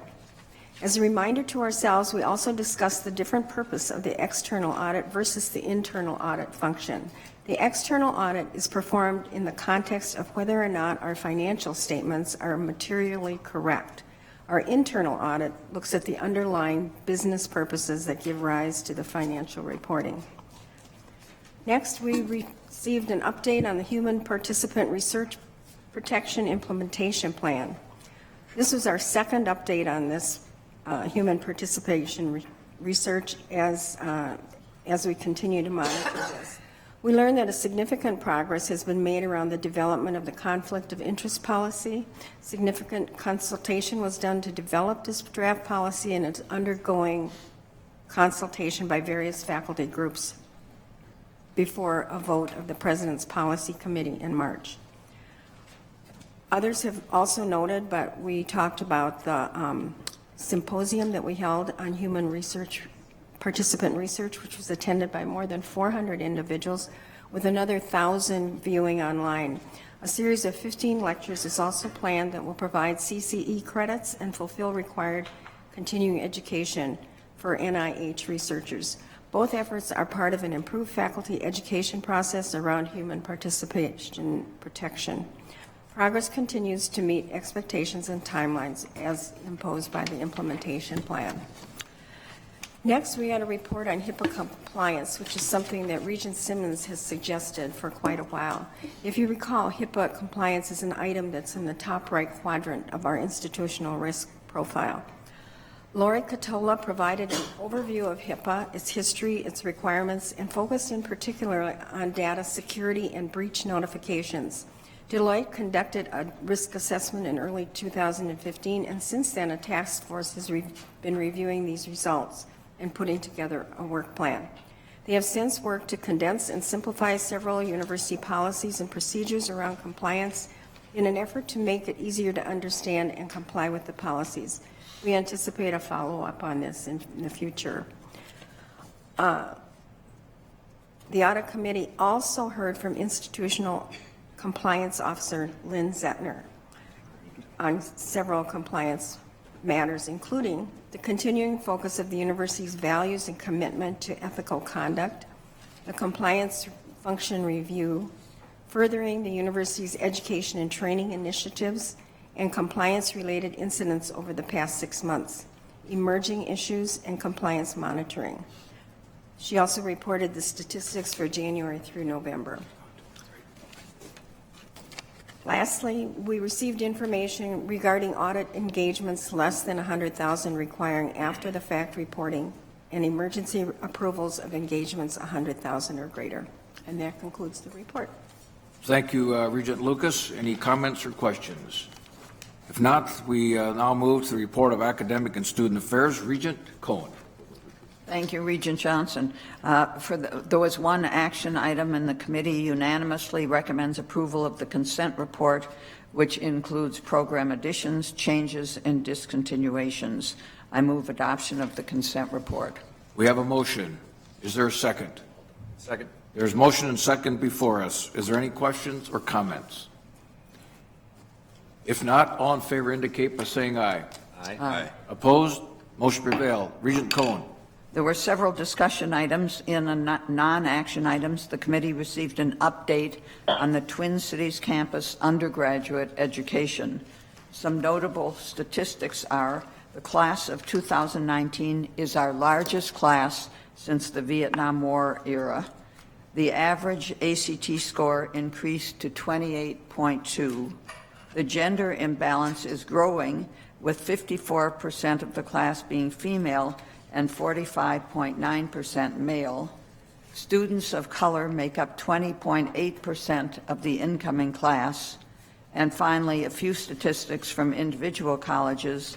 The number of CFAN students admitted was at a 10-year high. College of Science and Engineering continues to see tremendous demand. As a result, the selectivity has increased and pushed the average ACT score close to 31. The average ACT of honor students is over 33. The majority of our time was spent on the university plan, performance, and accountability report for 2015. We were joined by representatives from each system campus, 9 in all, not 9 systems, but 9 representatives who reported on a variety of topics and demonstrated how the university serves the state. We especially enjoyed hearing about the personal journey of 2 students, one of whom arrived on campus at Morris, sight unseen, after more than 40-hour bus ride from El Paso, Texas. Wow. He's now a senior. I also want to thank Stephanie Austin from the board office for her wonderful assistance on this committee and others that I've chaired. Her leaving is bittersweet. We certainly wish her well. Thank you, Regent Cohen. Comments, questions? If not, we will continue with the report of the committees. Finance Committee, Regent Beeson. Thank you, Mr. Chair. The Finance Committee unanimously recommends approval of the resolution related to the issuance of debt. Therefore, I move the resolution. Second. There's a motion and second before us on the resolution of university debt. Questions or comments? Question, comment. I'll just add to that before calling for the vote, Mr. Chair. This does authorize debt in the amount of up to $97 million to finance and/or reimburse university for purchases of lands and buildings near campus, construction and remodeling projects, and the acquisition of equipment, and of course the cost of issuance. The board, through the capital planning process, has approved all these specific transactions and projects that are authorized by the underlying resolution. Thank you. Further comment? If not, all in favor indicate by saying aye. Aye. Opposed, motion prevailed. Regent Beeson. Next, the committee recommends approval of the consent report, which includes purchases of goods and services over $1 million and a resolution related to the distribution of legal settlement income. And in a meeting on October 30th, the Litigation Review Committee authorized the settlement of the university's claims against the University of Texas MD Anderson Center with respect to the licensing of what is referred to as a Sleeping Beauty cancer treatment technology. The resolution provides the administration with the authority to make the required distribution of the cash received from the sale of stock consistent with board policy, and further directs the administration to provide the board with the total value of the proceeds received from the sale of stock and a copy of the revised Central Reserves budget for the fiscal year 2016 adjusted to reflect the deposit of the proceeds and the specific payments to the inventors and allocations made to the academic and support units. So as a result, I would move adoption of the consent report. Second. Been moved and second. Is there any comments or questions? If not, all in favor indicate by saying aye. Aye. Opposed, motion prevailed. Third discussion items, Mr. Chair, purchasing, the committee did discuss this topic. We reviewed the policy framework that guides the activity. We examined the administrative policy requirements and heard how thresholds are used to guide oversight on purchasing transactions. The committee also heard a brief overview of initiatives that will better align purchasing with external requirements, policy goals, social objectives, and best practices for operational excellence. Next, the committee reviewed the annual financial report and discussed implications for GASB 68 accounting requirements. Since the board just reviewed the topic, I won't go into any of those details this morning. Next item was fully allocated cost of mission. So in addition to our other expense control initiatives, namely the administrative benchmarking and the $90 million goal of operational cost reduction, we focused on this mission activities for 2014. It is the second time this analysis has been prepared. First was in 2010. The study shows how much the university has spent on direct costs of instruction, research, public service, auxiliary operations, and student aid. It shows the full allocation of indirect overhead costs associated with each of those activities and identifies the unique funding sources for each. It also indicates how much the university spent in this past 2014 to instruct an undergrad student, a graduate student, and one in professional school using our averages. This is a tool for both us and the administration to use in understanding our costs. And the Finance Committee will examine results at a unit level in February. Finally, information items. We received 4 reports. First, the Quarterly Investment Advisory Committee update. Second, the Annual Economic Development Report.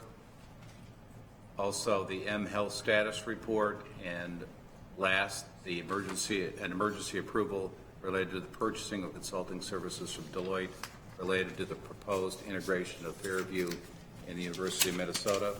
And also, I'd like to thank Stephanie Austin for her work. Echo that. Thank you, Mr. Chair. Thank you, Regent Beeson. Report of the Governance and Policy Committee, Regent Cohen. Thank you, Chair Johnson. The Governance and Policy Committee unanimously recommends adoption of proposed amendments to Board of Regents policy namings. The proposed amendments to the namings reflect the board's discussion from March 2014 and will now define how and when a significant university asset may be named for a regent or regent emeritus. Other changes include narrowing the definition of significant university assets to remove lectureships, fellowships, professorships, and chairs, since a different process manages those academic assets compared with namings of other assets like buildings. I move the proposed amendments. Been moved and seconded. Any questions or comments on the motion? If not, all in favor indicate by saying aye. Aye. Opposed? Motion prevailed. Regent Cohen. And we had a couple discussion items. One was on the culture of the board, and the committee had an engaging discussion that was facilitated by Barb Tuckner. I want to thank the committee for engaging in a conversation that was outside of our normal committee structure. We discussed and began the process of building a set of agreed-upon statements that describe the behavior of individual regents relative to the role and work of the board as a whole. I look forward to continuing that work at an upcoming retreat. The board policy review process was also talked about. The committee heard the second of a three-part series on university policy review. We focused specifically on the process used to guide the 199 administrative policies through review and revision. The committee heard about the policy program, which provides a process to establish administrative policies that implement board policy along with state and federal regulations. The committee also examined the extensive consultation process used when developing revisions to administrative policy. And lastly, the Board of Regents policy awards, honors, and recognition was discussed. Proposed amendments to the policy represent a complete revision aimed at improving clarity and specificity of the policy. Only those awards approved directly by the board will remain in the revised policy. All other awards listed in board policy but approved by other university offices will be transitioned to administrative policy. The committee will take action on the policy at our next meeting in May. That concludes my report. Thank you, Regent Cohen. The Litigation Review Committee did not meet this month. Therefore, we move to old business. Any old business before the board? If not, any new business? Any new business before the board? Very good. Before we adjourn, I want to remind us that Regent Rocha said to me at 6 o'clock tonight on ESPN3, the women's volleyball team will be playing in the Sweet 16. That's at 6 o'clock tonight. And the athletic director says it's 5. That's 6 o'clock Eastern, it must be. Okay, 5 o'clock. 5 o'clock Central? 5 o'clock. We are corrected. We are corrected, 5 o'clock. On behalf of myself and my wife Debbie, again, to all of you, happy holidays, safe holidays, and to the entire university community, we wish for you. With that, we are